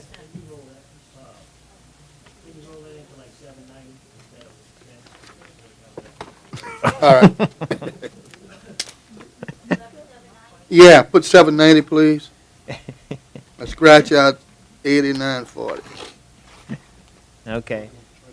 And on the other line too. With those changes you're gonna offer, Yes. I'll ask for a second. Second. Second by Mr. Russo. Hey, the purpose of this is to make sure we keep our grass cut at the Davant Center and by the swimming pool. And who's going to man at the sheriff department? Talk to the correction chief that they're going to give us a trustee to constantly cut the grass, because we're having problems with the personnel that we have in the Davant. Well, we used to be able to do all of that, and we only have 2 people that's maintaining that whole east bank, and it's not providing enough, and that is the intent of buying that. And so this will be covered by the CEA that we're going to have with the sheriff's department to allow Yeah, him? different, but I mean, they're gonna do it. Well, I include all of it, that's what I would. When we say different, early in the conversation, we said that the sheriff's going to make his decision of Yeah. where he cuts. Right. He could cut next to the prison. Well, this is next to the prison, so if... We if this already would- made some conference about that, and he said no problem. Right, but if it's going to be covered under the CEA, Yeah. this is a piece of equipment that's going to be utilized under that CEA, from Yeah. what I'm understanding, and my support for the Yeah, piece we of talked to equipment. the sheriff, we have the equipment now to let him have, to use with his inmate. So you Well, I don't don't need know. this one? We We have really pur- don't we have need yours purchased because equipment. we're gonna provide the equipment. All right, Okay. take your second back? Just defer it. Defer it, okay, because they don't want to holler, they need it. Yeah. So this item will be deferred. If you guarantee you got the pieces. Move to 6E. An ordinance to amend and as amended readopt ordinance number 16-58 relative to the hiring freeze and otherwise to provide with respect thereto. You offer, Ms. Williams? Yes, I do. Ask for a second. Second by Ms. Salvant. Ms. Williams? This is just to readopt the original ordinance that Mr. Burt put into place several months ago in reference to the hiring freeze. Mr. Roussel had offered an amendment to that to where we were able to hire within, and as Mr. Terrio stated, he sent a letter to civil service to stop hiring, period. So this is just to revert back to that in an effort to eliminate positions being appointed or just hiring of employees unless it's a dire need and come back in front of the council. Okay, thank you. Any questions from the table? Audience? The machine is open on 6E.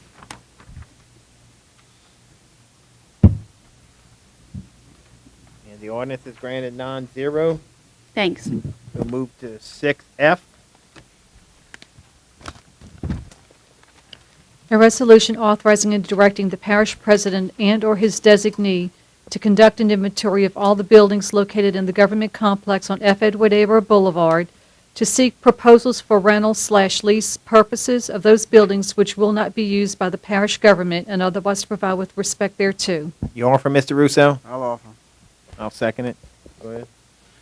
This is just to line up the buildings that are vacant and they have no use, that are sitting there, and see if there's a potential for a revenue stream by inventorying them first and then moving forward with proposals. Okay. Any questions? Audience? Machine is open on 6F. And the resolution is granted 9-0. Move to 6G. An ordinance to amend the 5-year capital improvements plan for the Extension Peters Road Bypass Project and otherwise to provide with respect thereto. You offer, Mr. Russo? I'll offer. Next, a second. Second. Second by Mr. Burt. Mr. Russo? No, All right, Mr. Burt. he said it out good here. We do have GCR in the audience. I don't know if they were prepared to comment on this. This is the Peters Road appropriation. What happens is that the state is matching this project 80-20 through the DOTD, and through their efforts, they've been able to help us a great deal by having the state, instead of reimbursement program, actually disbursement program, which allows us to be able to put up our 20% and the state put up their 80% at the same time and keep the project moving. We're in a current status where right-of-way acquisition is in process. There are offers that have been made, and those offers are sitting there without funding to write the checks to those individuals who have accepted the offers. And this is the Peters Road project, the phase on the north side of the Intercoastal Waterway. And I think that everyone agrees this is a very important project, and we could not afford to let it linger or let it go by the wayside. Everyone talks about this project and port development and all of the things that we talk about. So I think everyone agrees it's a critical project that we need to move forward. So if you have any questions, we'll be glad to answer them. And I know Mr. Steve is out here too as well. If you want to make some comments, you're welcome to come by. Andy? I don't have any further comments, but if I can answer any questions. Steve, come to the microphone. Thank you. I have no further comments. The explanation was everything that I would have said. If there's any questions that I can bring back to the office and provide you with any further details, I'd be more than happy to do that. Any questions from the table? Audience? No. Man. It's an 80-20 split. The state is going to put up 80%. Parish is going to put up. Come on, Mike. Come to. Okay. All right. The machine is open on 6G.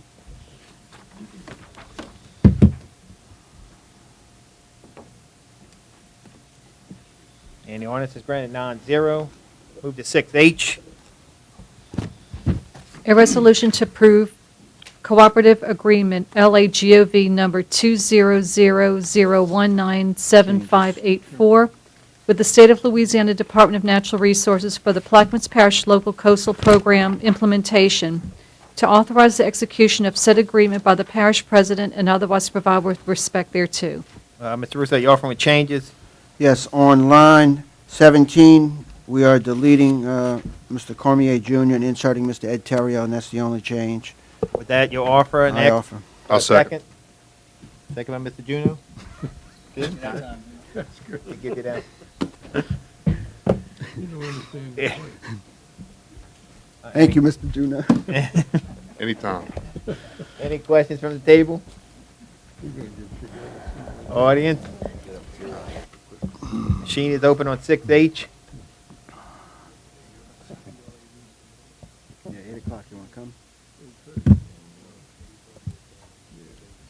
Resolution's granted 9-0. Move to 6I. A resolution to rescind, annul, and set aside Resolution Number 16-218, which granted a trailer park renewal to Frank Daigle for the Shady Oaks Trailer Park located on Shady Oaks Lane, Bell Chase, and otherwise provide with respect thereto. I'll offer next for a second. Second by Mr. Edgecombe. Ms. Dimitri, can you give us an explanation? This is, Okay, one of y'all. Okay. this is strictly housekeeping. We accidentally issued Mr. Daigle 2 permits. He's already got a license to operate. When he applied at the last council meeting was extra spaces. If you recall, infrastructure and extra spaces came before the council. Inadvertently, during that process, we accidentally issued a second license. This is simply housekeeping. It takes away one. He only needs one for the year to operate his trailer park. And it is in District 8 also. It has absolutely no effect on Mr. Daigle's. So it wasn't our fault? No, it was our fault. Okay, thank you. It was our fault. We get blamed enough. Thank you. We made a mistake. Any other questions from the table? It was kind of like a fan boat, you know? Okay. Any other questions? We're going to give you a fan boat here. Okay? Kirk, Mr. Lapine, Yes. was this item seconded? I'm sorry, it wasn't second. I'm sorry. Clear the board. Huh? Mr. Edgecombe seconded. Mr. Juno seconded, yeah. Mr. Edgecombe did second. And the vote was 9-0. Okay. We'll move to item 6K. An ordinance to amend the 2016 five-year capital improvements plan and otherwise to provide with respect thereto. I'll offer and ask for a second. Second. Second by Ms. Williams. Okay. Oh, I'm sorry. We're going to offer with changes, the changes being passed out.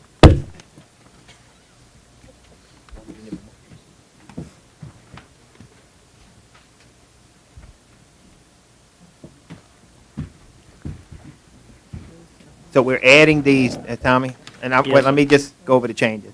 Okay. Okay.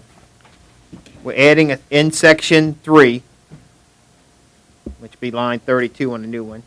The 2016 five-year capital improvement plan is amended by reducing the firefighters fund project appropriation by a total of $718,748 as follows. Renovation and repair Braithwaite Fire Station, $60,000. Acquisition living quarters, fire departments, $47,600. Living quarters, Bell Chase, number 3, Scottsville, $61,148. And Plaquemines Parish Fire Department headquarters and training building, $550,000. With those changes and of this ordinance, I ask for a second. I'll second. Second by Mr. Will. Miss Williams. Mr. Serpez, can you give us? Well, before Mr. Serpez gives us this, I have a few questions, if you don't mind, Mr. Okay. Chairman. This is the kind of stuff that drives me insane. We just had a budget hearing. We went through all of this in Section 1, and now all of a sudden in Section 3, 2 minutes before we vote, I have, I don't know, about $650,000 of additions? $718,000. And the reason is that. Sorry, the I reason didn't see for line that 33. Is that the firefighting fund, I had told y'all at the meetings that we had a shortage on the firefighting fund. I didn't know how we were gonna cover that. I told you I didn't know how we were gonna cover that. Since then, I got with Mr. Roy, and he went through the projects that he had, and these, he offered up these projects himself. He said these are the ones we could cut out. He would rather cut out these than cut out a fire station. Now, I don't know if he's in the audience or not, but this is something that he offered, and the reason being is the fund balance for the firefighting fund is $2,091,000. When we get to the next ordinance, you're going to see sales taxes are decreasing $2,005,000. Right, and well, we just voted to pay the firefighters their merit increase out of the firefighting fund. That's right. So, can we pay them? You can pay them because you put that in the budget, yes. But, and the reason you had to do that, because that's required. We had no choice but to give them the, Yeah, I understand that, but I mean, how much yeah, it was is only. remaining, it what's was the only- remaining balance of the It was only firefighting like fund? 20-some thousand dollars that we did for the, Okay. salaries. And yes, this will give us a cushion only about $200,000. But, yeah, it'll put, but you can't have a negative fund balance, so that's why we're having to do this. Now, if y'all want to try to hold off on this and figure out a different way to do it, that's fine. But Roy says he had no money in his operating budget, because we cut it so, and we did. We cut it down so bad just to balance for 2016. So, And that's my concern, is keeping firefighters on the streets. right. So our insurance rates, it's still low. And this will keep the firefighters, will give them, still have the 2% increases that y'all voted on at the last council meeting. Okay. And it'll still give them a cushion of some money in their fund balances. But, And the reason why it aggravates me, Tommy, is just because it's not, I know it's not your office, it came into you late, but, I mean, this is a big issue, a big item here. And we get it literally well, at the I table. did, not to say it was us, but we just found out about this. We just met with Roy, this week, or last week, and we made these changes, and we did email these out. To Kim. Yeah, to Kim, I don't know, a couple days ago or yesterday, or something like that. So, I mean, I know you probably didn't see it, but we did try to get it to y'all as soon as we could. All right. That's his wishes. Now, the rest of the changes, I mean, these are all things that we went through I with don't the, think we're talking about the budget here. at the budget hearings, everything else, except for firefighting fund. Mr. Russo? Just for clarification on line 14, the extensions of Peters Road, that 200,000 is not included in the 1.8 that we just went through. So we still have enough money to do the Peters Right, Road? we'll still have enough money. It's just taking out a portion of it. Okay. I think they had over $800,000 in it, so it would leave over $600,000. For our local 20% match? Correct, for our match. Okay. Any other questions? Audience? Machine is open on 6K. Charles needs you to look at a taxi central. Charles needs you to look at a taxi central. And the ordinance is granted 9-0. Move to 6L. An ordinance to amend the 2016 operating budget, various funds, various departments, various line items, and otherwise provide with respect thereto. Offer with changes. Changes are being passed out. We can both see this. You know? I think so. Got another one? Got any more? Two more, one for Shane. Yeah. Well, any one more for John. That's two.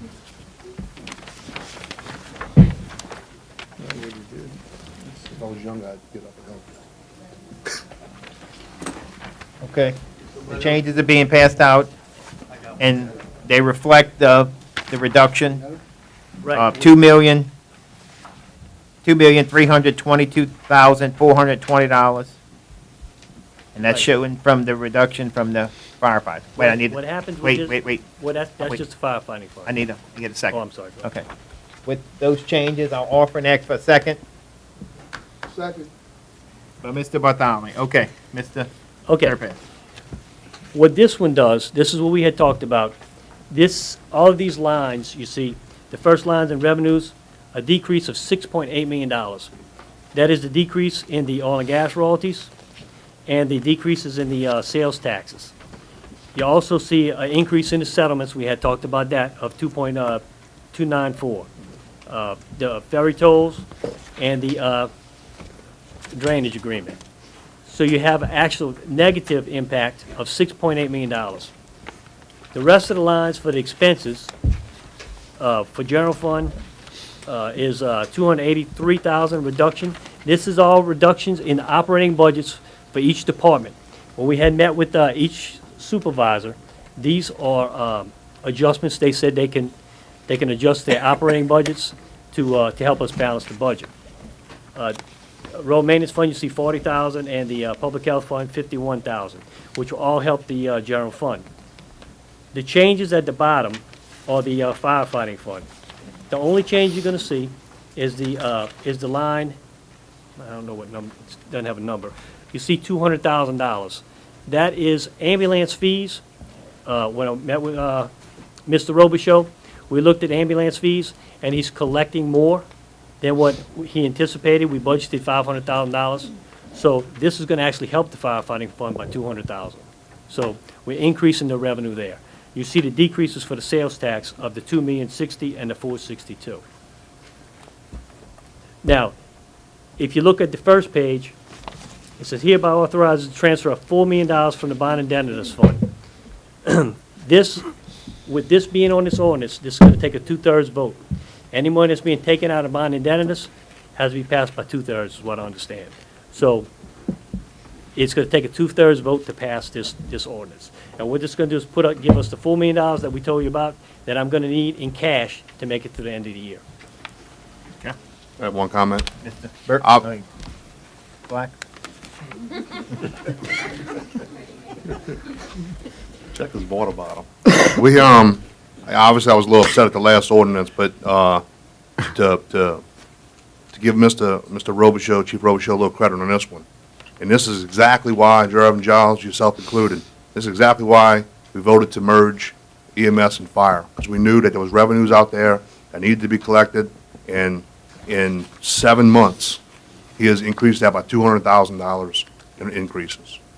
So, I mean, maybe a little bit more than that, but I mean, that to me is a job well done by the council and administration and the fire department for doing that. And he also has plans in the works to increase more than that, go and Right. try to get some of those So- delinquent ones, so. Yeah, so I just want to give him credit, give the administration credit, give the council credit for voting that thing 9-0 and making that merger. As the public now can see, we've increased it by $200,000 in a short amount of time. So thanks. Thank you. So Tommy, you're saying the $4 million, that this $4 million will take you throughout the rest of the year, the remainder of the year? Is I'm that hoping. inclusive of the reduction, the layoffs, is that No, considering? no, ma'am, this just has to do with cash. You remember I told y'all my cash flow? Okay. I would probably be out of funds by October, November. This will take me through the end of the year, I'm hoping. I hope Okay. I don't have to come back to y'all again, but I'm hoping this will make it through the end of the year. Okay. Any other questions? Audience? Okay. So Tommy, this doesn't balance the operating budget for 2006, does it balance it? If all these ordinances pass, each one of these, it will balance the budget, right. Okay. It will balance the budget with the decreases I'm making from oil and gas and sales taxes. These things that we taking money from bond and dentist will balance the budget for 2016. 16. Okay. 17 is a different answer. 16. All right, any other questions? Machine is open. 6L. And the ordinance is granted 9-0. Move to 6M. An ordinance to amend the 2016 manpower structure and operating budget due to workforce reduction and otherwise provide with respect thereto. Oh, wait, how many you need? I'll offer with changes. And I hope I got enough changes. 3, 4. Here we go.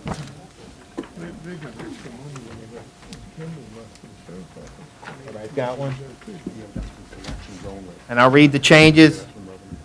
On line 28, we scratching out flood control foreman. On line 42, we're scratching out $309,200 and inserting $287,020. Line 75, we're scratching out flood control, salaries in $15,800. Scratching out flood control on 76. Taxes in $230. Line 77, retirement, decrease $2,050. Line 78, flood control, group health insurance, $4,000. So on line 79, we're scratching out 220, 520 to 198, 340. With those changes, I'll offer. Ask for a second. Second by Ms. Williams. All right, Mr. Serpa. Okay, this is the next ordinance we had discussed. This is the one that dealt with the layoffs. This is taking the, amending the manpower structure for these positions and unfunding the budget for each one of these positions. Now, this change for the flood control foreman, I think there's an issue going on with that position as far as the layoff. I mean, I can't really go into details about that because I don't know about it. I don't know if Mr. Ed or someone else, if it's from Human Resources or Civil Service can, but we're taking that one off of here for now.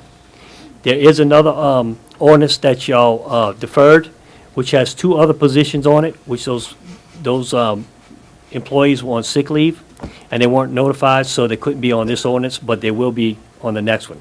Now, I don't know if this position can be added to that ordinance or not. Like I said, I don't really have the details on why this is being taken off. Okay. Any questions from the table?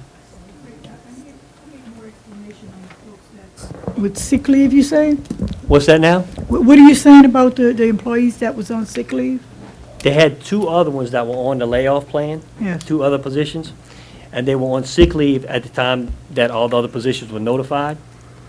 And so they're not on this ordinance, but they're on a separate ordinance that can be voted on at the next day. I think there's a 10-day notice they have to give them, so they weren't able to give them the proper notice to be on this ordinance, for us to take the funding out of this ordinance. But they're on another ordinance that was deferred. So have they been properly notified now? Properly notified, correct. So Okay. in order to give them that notification, that we didn't want to take the funding out in this ordinance, they wanted to do it in a separate ordinance, and that's what's happening. Thank you, Tommy. I appreciate your explanation because it's hard to follow this. Okay. Look, you just have to ask. I'll try my best to explain it. And it Thank you. is complicated. So those 2 individuals were laid off? They were laid off, but they didn't get the notice when all these other positions got the notice. Have they been notified now, though? They have been notified, and y'all can vote on that at the next council meeting. Okay. To those 2, to catch y'all up on it, the one in mosquito control was notified, and the effective layoff date is today. The other individual was notified, and it's within the 10-day notification, and I think it's the 23rd or the 24th that the effective date will be on that one. So that's why it's been separated on a different ordinance to remove the funding on that one. Okay. Tommy, just to reiterate, of course, you heard the conversation about the mosquito control. You see we have 4 fork truck reduction. Now, these are part-time drivers that we talked about, correct? Correct. Okay, but on the back here, we don't have anything with them with wages or Yes. it's- part-time, no, but we don't have anything It's in the with- public health fund. If you look at the public health fund, they're all added together. Okay, it's all added together. Correct. Okay. So I just was trying to get a figure of what it Right. was. The first part just shows you the positions that are being taken out of the manpower table. Right. Are being switched to unbudgeted, and then the back shows you the actual savings in the budget. Well, okay. I just want to see them all lumped together. Right. Okay. All righty. Okay, but then again, my question, and I might be not in the ball field, but I still need to satisfy my curiosity. If we remove the mosquito control positions, if we unfunded, the position goes away also, right?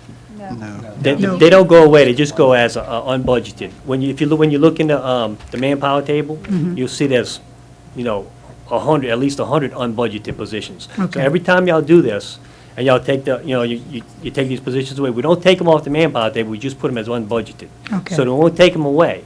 So if, in the future y'all want to put them back on, you just have to put the funding back on. Okay. Thanks for that clarification. Very good, Tommy. I try, You're making this easier and easier. Any other questions from the table? Audience? Machines open on 6M.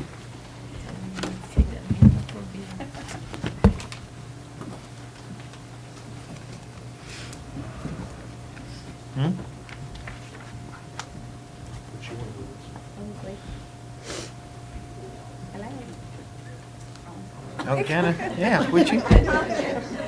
Okay. And the ordinance is granted 8 with a no vote from District 1. All right, move to 6N. An ordinance to amend the 5-year capital improvements plan by appropriating $1,215,175 from the Corps of Engineers for the acquisition of LERDs, land easements, rights-of-way, relocations, and disposal sites, for the U.S. Army Corps of Engineers NOV Storm Protection Levee projects from Oakville to Venice and otherwise provide with respect thereto. You offer, Mr. Edgecombe? Yes, sir. I ask for a second. Se- Second by Ms. Williams. Mr. Edgecombe? Yes, sir. As far as the money explanation on this, I can revert to Tommy with financing, and also Mr. Ed stated that somebody should be here to explain any, answer any other questions. He wants to explain that. Mr. Steve, you want to come up? Steve's here for that.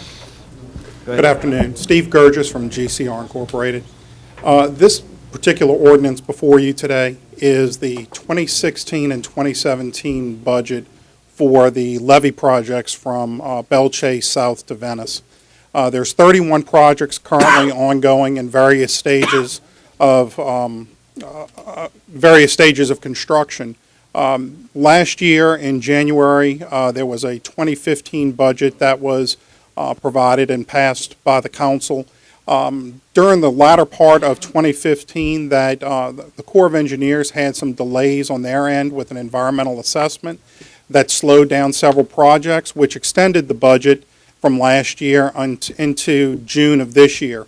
So what's before you today is a budget for July of this year through the end of 2017. What we're referring to here with the Corps of Engineers is a reimbursement of money that comes back to the parish. Currently, right now, in 2015 alone, there's been almost $600,000 in reimbursements that have come back to the parish for monies that have been spent on various projects. GCR, working with the parish government, provides what's called a reimbursement packet for each of the projects that are in various stages of construction. And those reimbursement packets are put before the Corps of Engineers. They're reviewed, and then they're looked at on a line item by line item basis, and they're either the items are either allowed or disallowed, and then the parish is reimbursed. We currently, in addition to the $600,000 in reimbursements that have come back to the parish this year, there is $940,000 in reimbursement packets currently in the Corps of Engineers' hands that are being reviewed. One of those packets is about a $540,000 packet, but there are several other smaller packets, and I say smaller, but I mean we're still talking $30,000 to $50,000 to even $120,000 packets. We expect just either tomorrow or early next week a $60,000 payment for 3 of those packets, and we're expecting later this month or early in September to have a $120,000 payment back to the parish. Unfortunately, we were notified just yesterday that the Corps of Engineers goes through a closeout period through their fiscal year at the end of August through the month of September. The packets that are currently in the hands of the Corps of Engineers will stop being reviewed by one of the main divisions that needs to go through the review process at the end of August through the month of September. So that's going to delay reimbursements coming back to the parish through that particular division for that 6-week period of time. But in the meantime, we're going to continue to work with the parish in acquiring all of the invoices for various consultants to provide and start building those reimbursement packets to continue to get the money back that the parish has put out for these projects. We've got 6 projects that need to be closed out from previous years. As you're aware, the appropriation process that goes before the council, it allows for a 1-year period of time in order to get all of the abstracts done, title opinions, appraisals, surveys, and then for the parish to make the compensation offers to the landowners. That's a 1-year period of time. Following that 1-year period of time, if any landowner does not accept their compensation offer, then we have to go into what's called a concursus pleading, where we take that money that was due that landowner and we place it in the registry of the clerk of courts. It takes a little more effort. There's a little more paperwork involved in it. We're in the closeout of 6 projects to be exact, from previous years that we're getting ready to complete. That's about a $25,000 expense. You've got 5 projects that were appropriated earlier this year by the council. And again, we have a 1-year period of time. We're working with all of our contractors as well as the parish contractors to make sure that we're going to meet all of the deadlines associated with those projects. There's a number of relocations that are part of these particular projects, so it's a little bit more intense as far as the work that's being done. One of the projects in particular is in the Wood Park subdivision area with the wall that's being constructed there. And then finally, the Corps of Engineers has 7 projects that they've slated for either expropriation or appropriation through 2017. Now, obviously, that's dependent upon financing of those projects, but that's the current schedule right now. So with that, I would be more than happy to answer any questions that you might have. Mr. Gorgeous. Yes, ma'am. Go ahead, Salman. Yes. How could the council or myself get my hand on a listing of the reimbursables that we've already have been paid and even the one that's pending? Sure, I'd be more than happy to provide you with that. I have, just to give you figures, there's been over $3.3 million in reimbursements that have been sent back to the parish from the Corps of Engineers since 2013. In 2013, there was only $188,000, but in 2014, $330,000, in 2015, $2.1 million, and again, so far this year, just under $600,000 with another almost $940,000 pending. We're going to continue to work on reimbursement packets for the parish and continue to submit those to the parish through the end of the year. So we expect that number that right now at $1.5 million that we're expecting back to possibly get close to $1.75 to $2 million in reimbursements back to the parish. That would include projects like the design work for the canal relocations, as well as a number of other projects. I will tell you that, and you may be aware of this, the Corps, with the PPA that was signed between the Corps, the Plaquemines Parish Government, and CPRA, they have certain milestones that they recommend or allow, I shouldn't say recommend, allow for reimbursements. So any expenses up to the date of an appropriation, those expenses can be submitted at that particular date of appropriation.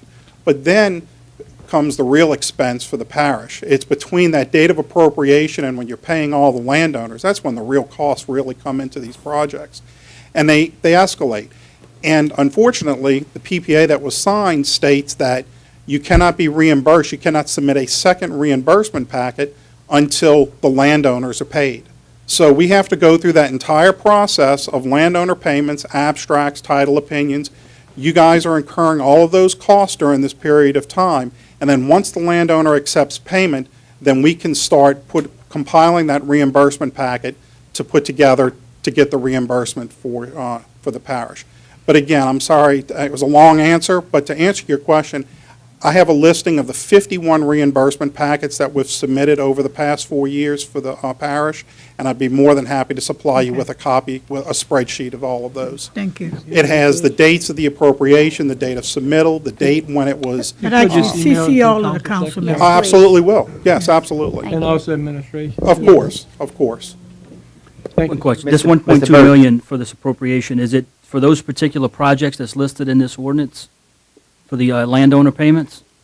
I'm not sure which projects are listed in the ordinance. It says current projects, and it gives all the core project numbers. There's 31 different project numbers that are listed there. Not all of those are actually ongoing projects that real estate is being acquired for. Only about, as I mentioned, let's see, 6, 5, and 7 of those projects are the ones that are ongoing as far as real estate acquisitions need to be. Do we know which ones those are and who the landowners are? We don't know the landowners. We have information on those landowners on the projects that have been appropriated, but the ones that have not been appropriated yet, we have assessment information for those individuals, but we don't know the full landowner information until we get into the abstracting of those projects and those properties. And the reason for that is simply because until the appropriation takes place, we try to limit how much money is spent on identification of landowners for a particular project. So by law, we only have to pull the assessment records and notify the assessed landowners of a potential appropriation or a notice of intent, as it's called. And from there, we wait until after the appropriation, when the project is fully funded at that point by the Corps of Engineers, where we'll move forward with really identifying the landowners. Because as we've found in numerous cases, you may have an assessed landowner at one listing, but there may be heirs of 5, 10, sometimes we found 40 landowners that actually share an interest in that property. So the division of the compensation can be very great. Yes, sir. Mr. Russo? On the canal project, Yes, sir. relocation, if the landowners, as they've been saying for some time now, donate that land or that right-of-way to us, how does that affect the process? Well, the process would speed up greatly, and we've been continuing to meet with landowners, but we still have other landowners that we need to determine whether or not they're going to make a donation or if we're going to have to move forward with other means of acquiring their property. We were just recently notified by CPRA legal counsel that unlike all of the other projects that were appropriated by the council, the canal relocation projects are going to have to be expropriations. So the upfront cost associated with those expropriations is a little bit different. Appropriation, you guys would have voted on it, and then we would have started all of the title work and all of the things that I mentioned earlier. Expropriation, on the other hand, we're going to have to do all that work up front. We're going to have to get an appraisal, and we'll provide to the landowners a just compensation offer. If that landowner is not willing to accept that offer, then we're going to have to take additional means. But the expropriation process is only for the canal relocation projects. It's for no other projects. But if we are successful and we subdivided property here last meeting, Yes, sir. to allow that corridor for the canal to be subdivided from the main piece of property. Now, if the legal department moves forward and accepts an act of donation for that perpetual servitude, again, how does that affect the process as far as acquiring those right-of-ways if they already donate them to the parish? Well, if the donation occurs, then we still have to do title work on the property to confirm the ownership or confirm that the landowner that's donating the property is in fact the owner of the property. But as far as appraisal work, we'll have to go through an appraisal process simply because they're going to want it for tax benefit purposes, the donation of the property. But as far as just compensation offers and things like that, none of that will have to occur. We'll simply file a donation in the clerk of courts with the signatures of the parties, parish government, and the landowner, and we'll be able to move forward. So it will shorten quite a bit. And so, are we in that mode yet? Because for 18 months now, I've been hearing that that is going to be donated to us, except for one landowner. Well, there's been discussions informally with numerous landowners. And the reason for that is because the Corps of Engineers and the design work that was done, they haven't moved forward with it in the final approval, which they have now, just recently within the last 6 weeks. But more importantly, the parish government was trying to get the funding source arranged for the construction of the canal projects. And that may also be coming soon. So with that in mind, we'll be able to have more formal discussions with the landowners. And we know of one that's already donated. We have others that have stated that they would be willing to donate. But there are going to have to be parish legal involved with that in order to make certain calls, so to speak, on things that a landowner may be interested in receiving in exchange for a donation.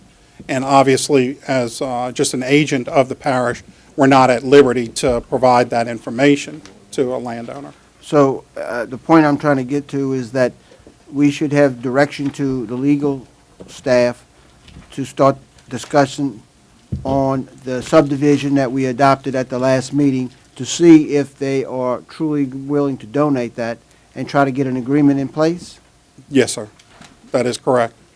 So I think that's a task for LV to move forward on. That is correct. As a matter of fact, in fact, I spoke with LV this morning, and he outlined how Shane and LV are splitting the duties with the legal portion of these projects, and we will be discussing with LV and Shane about moving forward and formally contacting these landowners to see their full intent of whether they're going to donate or we're going to have to take additional, other methods of acquisition of these properties.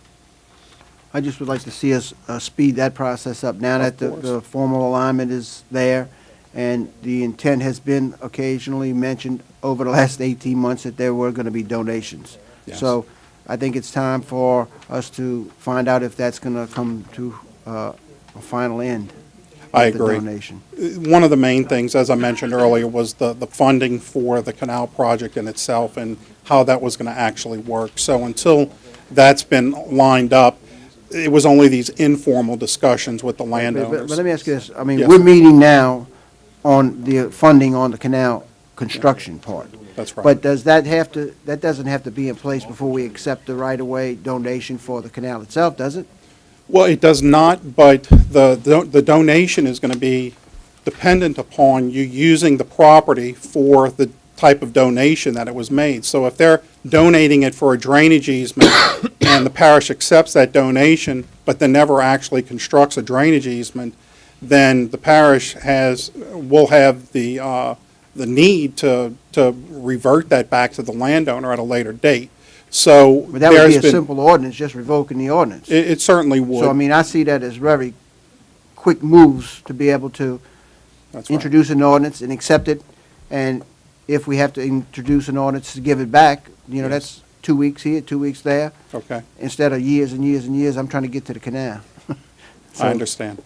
Well, we're going to work with the parish in really formalizing these landowner discussions so that we can get that project moving forward. Thank you. Yes. Any other questions from the table? Audience? The machine is open on 6N. Thank you, Mr. Gertz.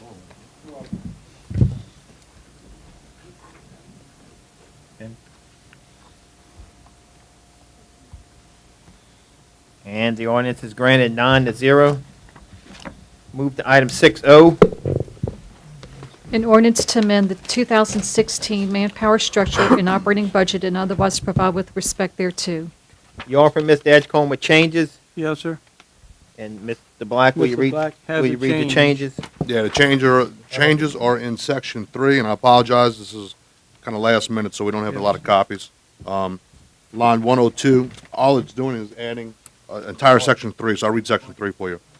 In line 102, the parish council hereby authorizes an emergency exception to the hiring freeze enacted by ordinance 15-133, adopted October 8, 2015, for the following position due to the resignation of an employee who currently holds a position. Line 106, courthouse security, 1, security officer, 371607002. And then on the following page, section number 108, section, it goes from section 3 to section 4. That's all. With those changes, you'll offer, Mr.? Yes, sir. I'll second. Second by Mr. Black.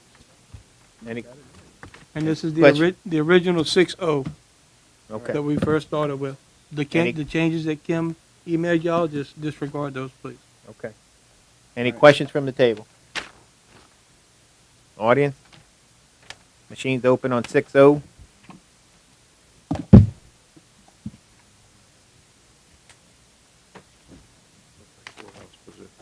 Who didn't vote?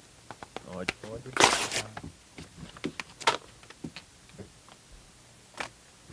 And the ordinance is granted 9-0. Move to item 7. We don't have nothing under 7A. 7B, Update and presentation by District 7. Ms. Alban? It was handled in Okay, so presidential. deferred. 7B is deferred. We moving on to? We talked about drainage enough today, so I'll defer this. 7C will be deferred. Move to 7D. Update by administration on water compliance projects and loan application. Deferred. 7E, Discussion regarding construction of boat launch by Justin Myers, Councilmember Bartholomew. Mr. Bartholomew. Yes, I would like if the president can find out whoever monitoring that, can give us a update, a written update of it, so when I have that town meeting, I can give them specifically where we stand on the boat launch, on Bel Air Pumping Station. Okay. We good? Yeah. All right, we'll move to 7F. District 1 update, Councilmember Bartholomew. Yes. I want to thank the council members and the administration for being supportive in the recreational program this summer. It came to a close on Friday. It was very successful. And also, I appreciate the administration, them helping with Mr. Robert Morgan with Severn Trent to get the pool up and running. It has been for 2-3 weeks now, and it has been outstanding, and everything is in very top shape. And I hope that we can continue keeping it ready throughout the year and have it ready for next year during the summer, to train a lifeguard that the parish is going to budget for during that time. Mr. Terrio will make sure that happens. That's all. Thank you, Mr. Bartholomew. Hey, Kurt, Yeah. go back to the president real quick. Got a mosquito Back to the truck driving president. out. Okay. Driver. I'd like to revert quickly back to item 1C, report from the parish president. Yes, sir, I'd just like to commend and thank administration and directors for the help with the Empire Rodeo. Went over real good. Thank y'all. Wait, Mr. Terrio? Just an update, I guess it pertains to Councilmember Roussel and the Belchase Council. Pump station number 1 on Engineers Road just experienced a fire on one of the pumps. The fire is out, but the pump is down, so we're pumping, that station is pumping with only 2 pumps. So if you get complaints about the water not draining so fast, that's why. They call in someone to come in and assist, try to get that pump back online.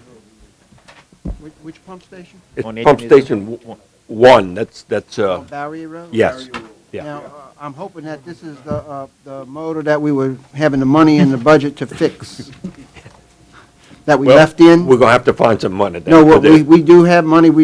At the Yeah. budget meeting, we said that we were leaving that money in the budget, because we took it out? No, we left it in. Okay, well, so you have Hope some it's the same funding. motor. Yeah, so they call in someone to come in and assist to get that pump back online. So it's operating with 2 pumps instead of 3. And the other item is, I haven't received the check yet, but we're getting a check for $100,000 for alligator eggs from the East Bank. So as soon as I get it, we're gonna email the council. Well, we've been making money. We're on not these banks getting for eggs, the we're getting the check. That's the All money right. making, something we did. How about the minutes? Thank you, That. Mr. Chairman. As soon as I get this. I move to item 8. Approval of minutes from the July 25th, 2016 budget meeting and the July 28th, 2016 council meeting. Been offered by Mr. Russo. I need a second. Second. Second by Mr. Juno. Machine's open on the minutes.